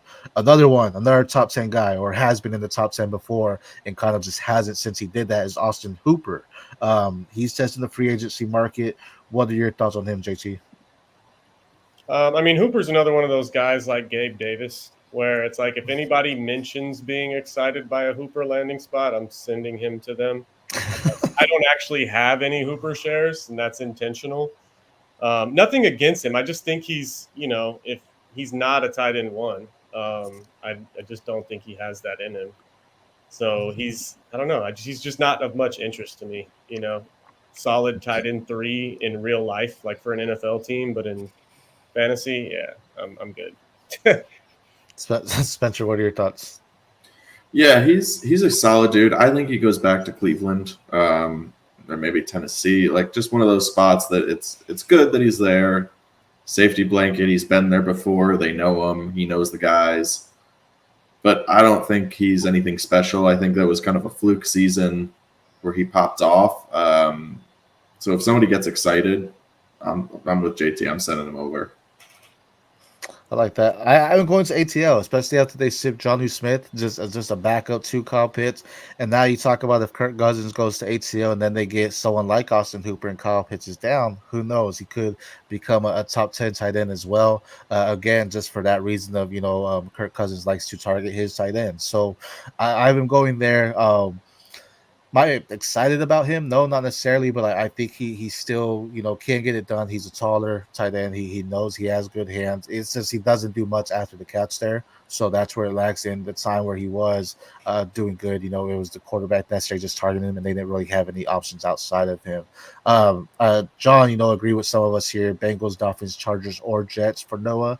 All those are great landing spots. Dolphins makes sense. A little crowded there too. I was thinking the Jets when I was looking at our free agents here, but Conklin did really good too. So I don't know if they're necessarily gonna move around from Conklin. I think that's someone that they can bring back just because he knows the system. So that was my only concern with having them go there. Last one, and I know we've kind of touched on him a little bit. Mike Gesicki, another guy that's tested. That's top 10, has been a top 10 tight end in one of his seasons. Where do you think he goes, Spencer? I have him going to the Seahawks, kind of a swap with Fant. He's just another athletic guy who just hasn't quite put it all together. I think he heads to Seattle. He has an okay season. New England was never a very good fit for him. I think he has to sign another 1-year deal, similar to what he did last year, to try to keep it going. But he's kind of an odd duck because he plays tight end, but he's not really a tight end. So it's always tough for a guy like that. What are your thoughts, JT? Yeah, that's exactly the way I look at him too. He's more of like a big slot. Honestly, like I would love to see him go to a place like San Francisco. I know that obviously they typically have Kittle lined up on the line. He's an excellent blocker, but I just think that West Coast style. Gesicki is a big slot. He seems like a great weapon in that type of offense. So I would love to see him there. I haven't gone to the Chargers. I think that's just somewhere. Gerald Everett is probably going to be their guy again. I mean, he's also a free agency, but if they lose someone, I think they're going to address that. I don't think Carball's necessarily going to draft a rookie tight end to try to help Herbert there. I think he goes against the veteran. I like Gesicki, again, a guy that can just be a safety net for your quarterback there. And it was just a very crowded wide receiver room in Miami when he did go there, and then in New England, I mean, that was just – you don't want to be a wide receiver in New England for the past couple of years. So I just think that's something good where he can go in there and kind of revive his whole season, if you will, or his whole career so far. But of these 3 tight ends, they have each had top 10 seasons. Spencer, of these 3, who is the closest to having another top 10 season? I think Noah Fant. Noah Fant, he's a gamer. I think he's close. If he gets in the right spot, good opportunity, he should get there. I'm buying Noah Fant in a lot of places this year. JT, what about you? Agreed. Yeah, if he lands in the right spot, I think he's the closest to pushing for that, tight end 1 in fantasy. Again, Gesicki, if he lands in a place where he's going to be utilized as a slot weapon, like a San Fran or like you said, the Chargers, He could easily do it too, man. I think it has to do with landing spot for those two. Hooper, I don't see it happening. I think Noah Fent is the easiest choice here. I mean, just his youth, his athleticism, he marks it all. I just don't think they needed the tight end there. I mean, you have Will Disley, and they've had other guys there that just get touchdowns, but not necessarily the opportunities, if you will. So I think that was just a bad spot for him, but I still think he is very athletic. I think the Broncos lost the trade getting him. You know, I think they should have tried to keep him, and we just trade Drew Lock when they had that opportunity to trade there. But yeah, no effect, closest one to a top 10 tight end season. I don't think he landing spot maybe. You know, top 5 is always a lock, but then you talk about top 10, those bottom 10 people, it rotates in and out every year. So very possible that he can get there. But let's talk about some IDP guys for our last little segment, some 2024 free agent IDP guys. Starting off with Chase Young, you know, signed with the 49ers, had a little run with them, had some disappointment, had some success. JT, what are your thoughts on Chase Young with the free agency? I mean, it seemed like he found his confidence in San Francisco. I would like to see him back there. It just looked like for the first time since he's been in the NFL, he was enjoying playing football, you know? And I think that's important for a guy like him. Mm-hmm. I think they have the right, leadership in place, the coaching staff in place to keep him disciplined and focused. That's where I want to see him end up, is back in San Fran. Spencer? Yeah, I think he was okay in San Fran, but I think his performance dropped down a little bit more than San Fran would like, which is why I think they move on. And I think he ends up, a common thread for me this offseason. I think he ends up in Chicago. Mm-hmm. They were pushing hard to get him at the deadline, and I know they kind of lost out a little bit. Ended up with Sweat over him, paid a lot more. But I think he reunites with Sweat. Chicago needs D-line help. Chase Young has a lot of upside. He won't cost much. But they have the cap space to kind of give him a little bit more than he's worth. So maybe he gets $7.5 or $8 million rather than 5 for on a prove-it deal. I love that. Really makes a difference. I love that. That's a very valid point. I think he stays in 49ers. Really, everything you just said, JT, I think that's just right on the money. I think it just fit him. He seemed excited to be there. And they don't have to sign him to a huge deal. They still have Nick Bosa there. So he's just someone that's just going to help out. And 49ers love to keep their defensive line rotational and just have guys consistently. Another guy that, recently we found out he's going to be testing it is Christian Wilkins, formerly at the Miami Dolphins. Where do you think he goes, Spencer? Well, before the Chris Jones signing, I thought the Chiefs would make a run at him, but they brought Jones back. I think the market has really stepped up to the point where only a few teams can afford him. So I think the Texans go out and get him. They need kind of some interior help. He is probably the best guy on the market right now on the defensive side. I think he gets probably $1 million more than Chris Jones just got, and quote unquote resets the market. But yeah, I think he ends up in Houston. I could also see a return to Miami though. What about you, JT? Yeah, all the rumors are saying Houston right now, which would be awesome. Getting an anchor like that on the D line here would be huge. If he doesn't end up in Houston, another spot that I really like for him is Detroit. I think he would be awesome there. And the culture, obviously, like Dan Campbell's building something special there. Brad Holmes, they've just put together something that's easy to root for. I think Wilkins would fit in perfect on that defense.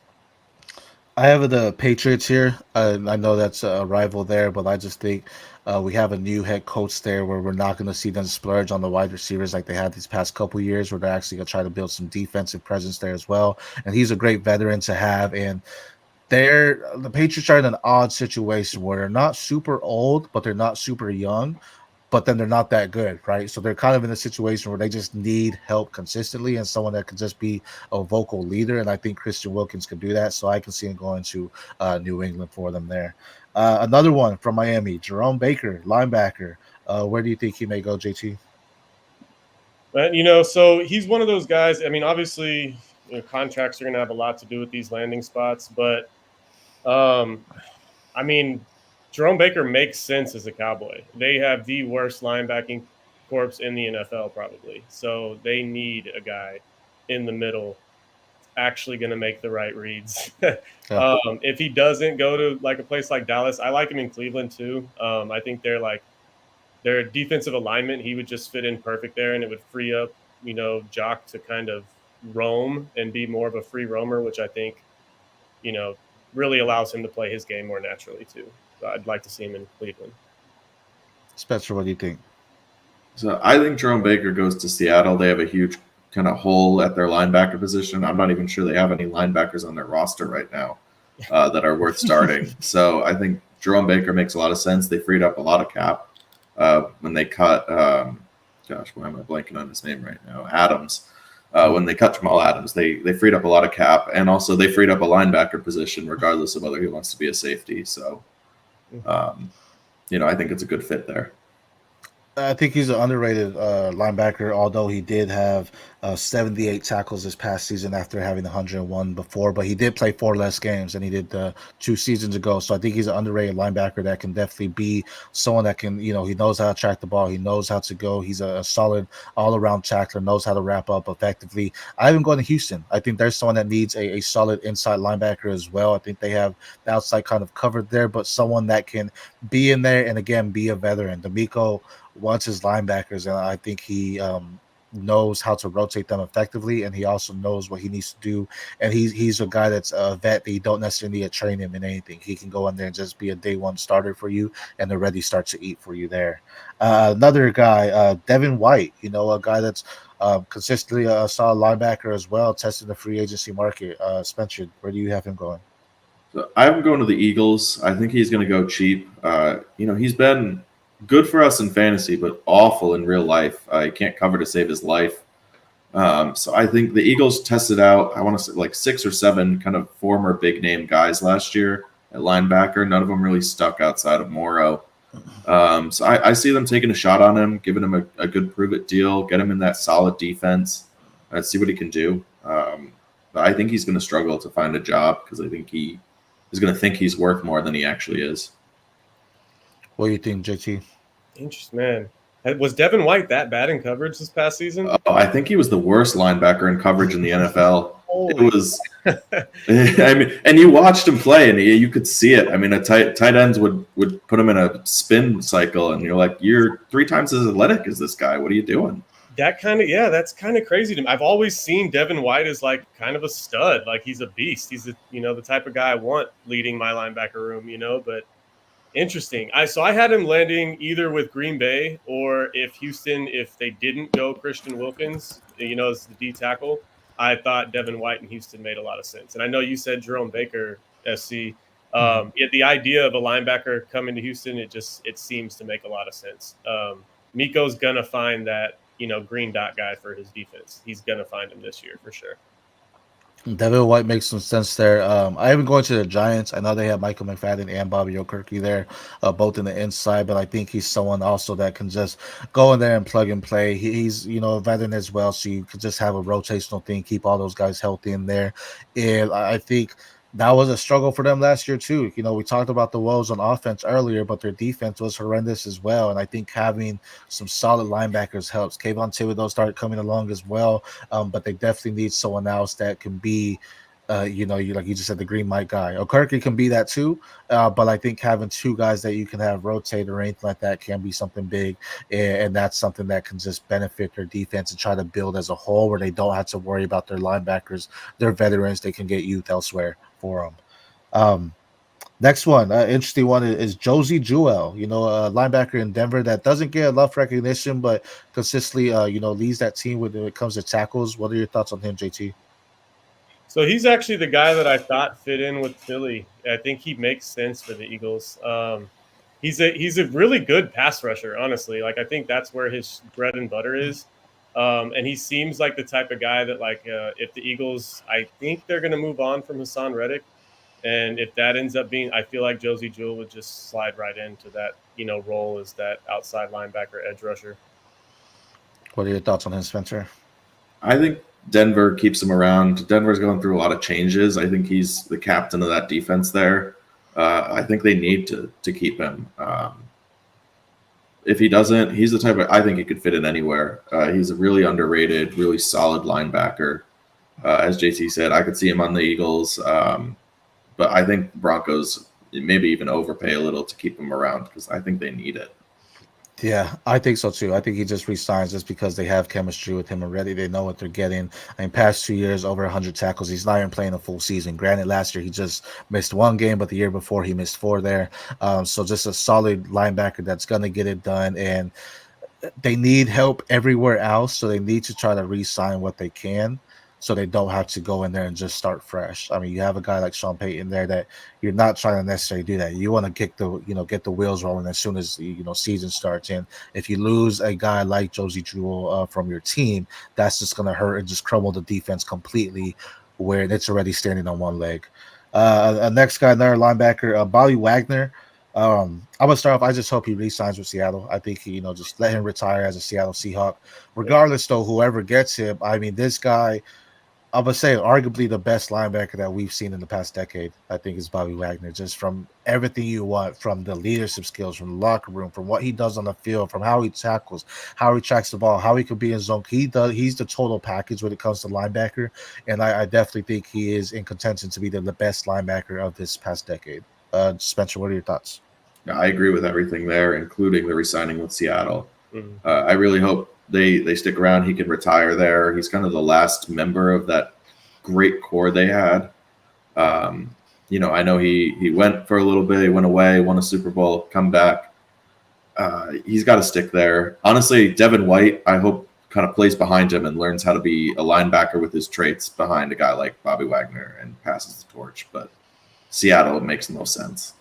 Speaking of that core, man, I wish Kim Chancellor didn't retire as early as he did, because he was my favorite guy of that Legion of Boom there. JT, what are your thoughts on Wagner?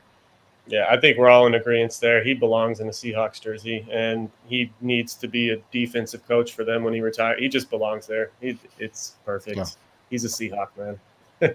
Love it. I agree.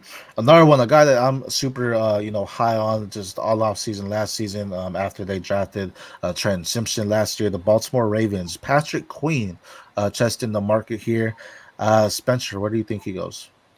I think the Ravens keep him. He fits really well there. He really came into his own last year, and kind of got over the issues that Devin White had.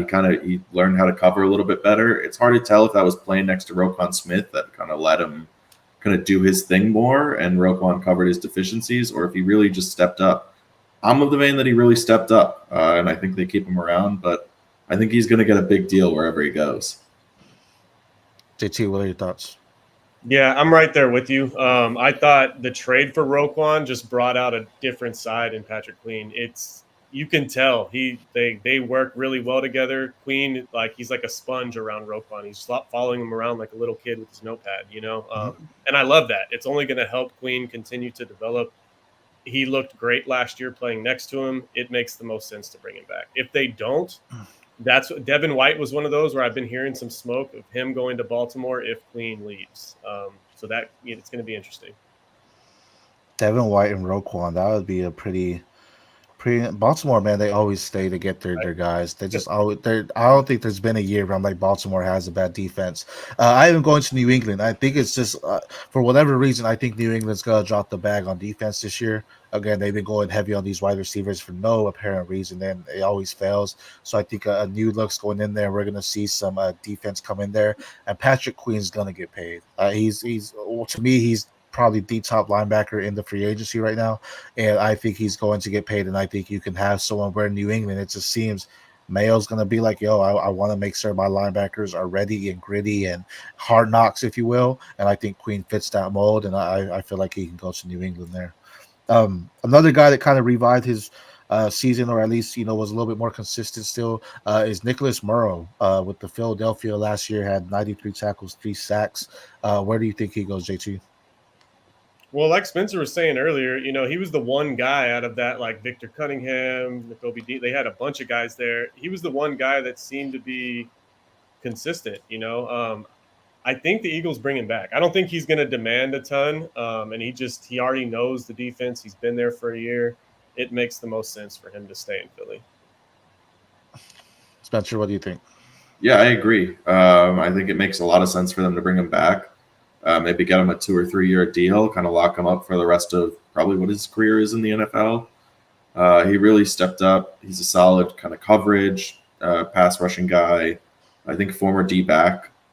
before he became a linebacker, and he really showed that last year. So I hope the Eagles bring him back. Well, actually, I hope they don't, but for his sake, I hope they bring him back.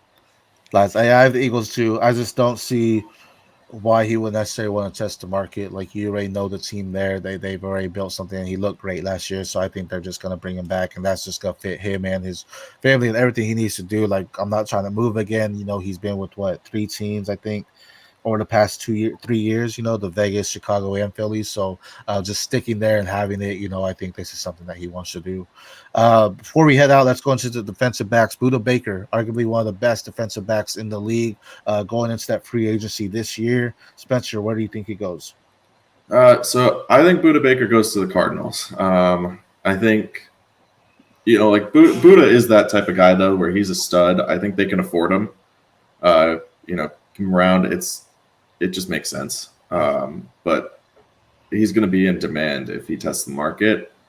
So, it'll be interesting to see what he wants to do. I think he gets to decide where he wants to go. JT, what are your thoughts? It's the safeties are tricky this year, man, because there's like 5 all-pro safeties that are free agents right now. It doesn't make a lot of sense. Justin Simmons is another one, or it's like, who's going to be the first one to sign? Because then you'll start to see that like domino effect. I think Baker's kind of wanted out of Arizona for a while. I don't want to speak for him, obviously, but it does seem like he's kind of wanted to play on a contender. So I'd like to see him go somewhere. He's one of those, he would look so good in a Colts jersey just because he gives me those Bob Sanders vibes. It'd be awesome to see him there. Very nice. But yeah, the safety market's going to be a fun one. I think you're going to have to see one person sign first, and then you'll start to see those dominoes fall. I think you hit it on the money with the contender. And I think these guys are fringe contenders, if you will, but the Rams, I think that's so. And they had a not so good secondary there, and now you pairing with Jordan Fuller in that backfield there. I think that's someone that you can just have a good leadership. They've been searching for that solid leader in the secondary since they lost Ramsey, so I think having him there just brings a nice veteran presence, something that McVay actually wants, I feel like, on that defense, someone that can just hold it down. And you bring someone like Buda, who's a playmaker. He can also return punts if you need him to. So, just someone that you can have all around and just be everywhere on the field all at once. I like him going to the Rams. Another one, former, I think he was the 3rd overall pick when he got drafted, Jeff Okudah. We saw him go to Atlanta after his years in Detroit, but also a free agent. JT, where do you think he goes? So correct me if I'm wrong, but he looked pretty good with Atlanta, didn't he? Like a lot better than he did with Detroit. Mm-hmm. So I'd like to see him stay there. I think him and AJ Terrell seem to be playing well off of each other. It makes sense for him to stay there, where it seems like he's kind of found his footing in the NFL. If he goes somewhere else, a team like Cleveland makes sense. It seems like they're kind of always aggressive when it comes to shoring up, their corners. And Newsom's a free agent too, isn't he? I believe so. Yeah, so I think they just have, So, Cleveland makes a lot of sense if he doesn't re-sign with Atlanta. What are your thoughts, Spencer? Yeah, I think I hope he stays in Atlanta also because he did look really good there. But I think a team is going to pay up a little bit more than Atlanta is going to want to. I think the Eagles go out and get him. They've been looking for kind of step-up corners. The Bradbury experiment absolutely fell flat, which I was surprised by. Haven't seen him play a lot. But I think the Eagles are going to really try to shore up their secondary because that was a problem for them again and again. So hopefully they don't go get McKinney like I've been seeing. But I think, an Okudah makes a lot of sense.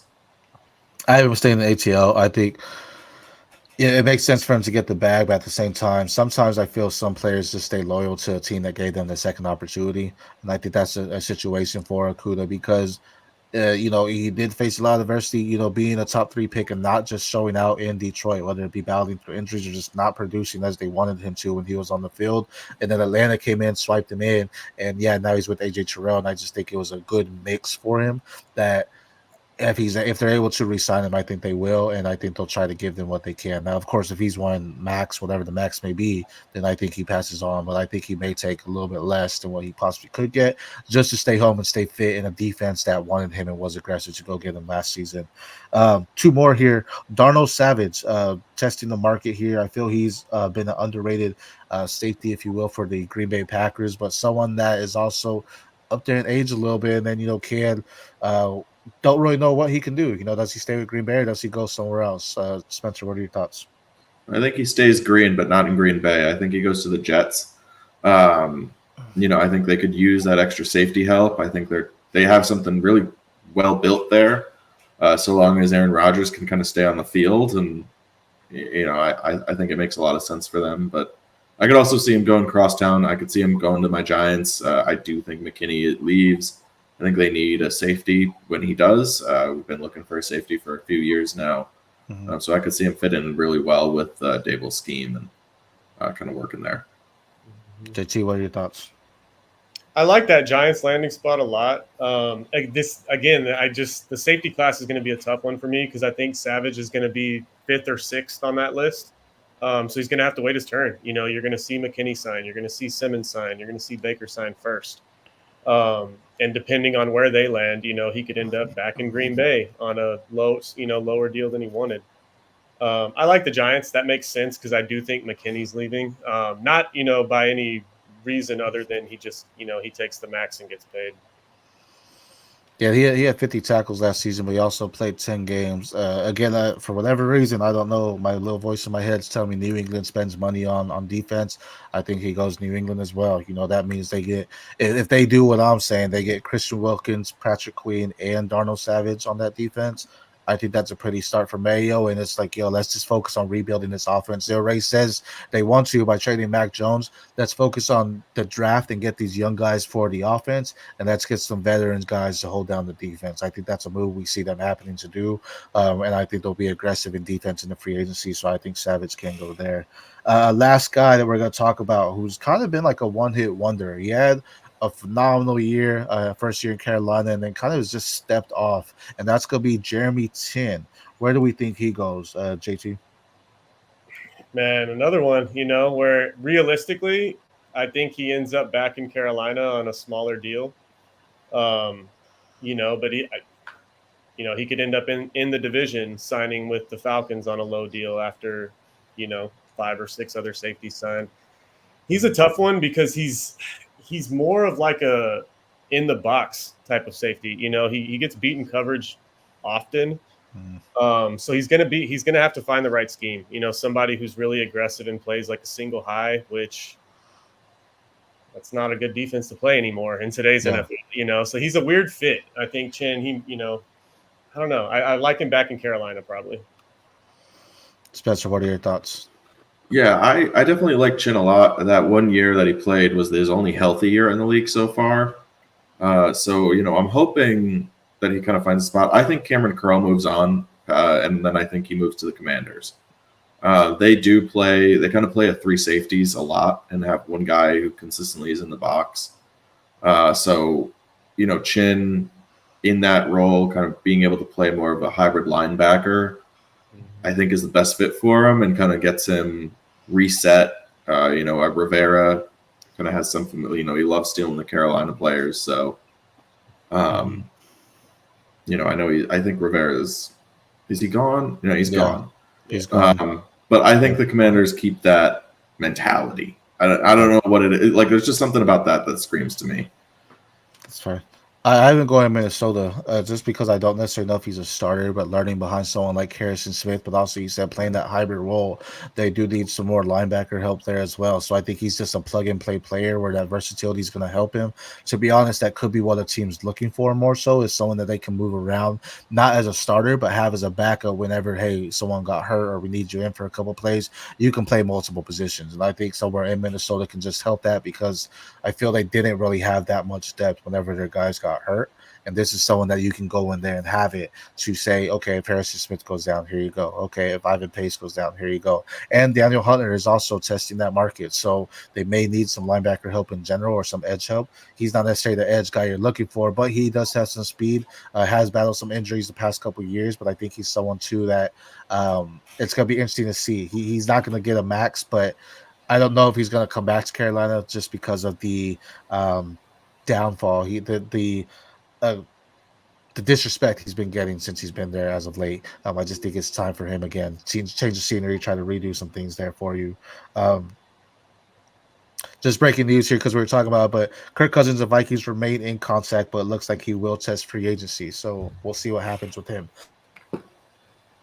But guys, I appreciate you coming on with me today and just talking free agency. Was a great show. We're almost at 2 hours here. Phenomenal time. I always love talking to y'all. You know, like I said, we have that group message going on back and forth. We're working on our 7-round draft. You know, that's going to be something coming. We want to see what the free agent see landmarks gets out before we work on our 7-round mock draft of the NFL. And where we think players landed. We did this last year. We're going to try to make it a yearly thing, you know, just have some fun with it and some thoughts on what we think some of these rookies will go. Before we go, Spencer, anything you want to say to the FF universe or the people of the PPR show? Just keep following these guys. They're going to be pumping out great content. You know, I hope to get back started, but right now, these are the guys you got to look to. They're up and coming. It's going to be a great watch to see them blow up. Appreciate it. JT, I know you're in League of Record with me of the BRB. Some of those guys are watching. Do you have anything to say to the BRB or the people of FF Universe or the PPR show? No, man, just grateful to be on here. I appreciate you having me. It's always fun. You know, you guys at FFU are killing it. You know, keep doing what you're doing. You know, y'all are riding a wave, bro. So, you know, keep doing it. I'm excited to watch y'all grow, and just, you know, happy to be a part of it whenever I can.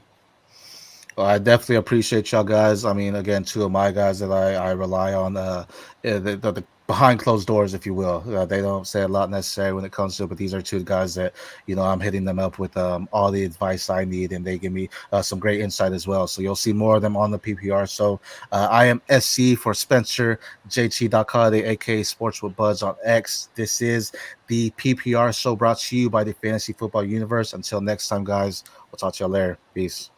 See ya.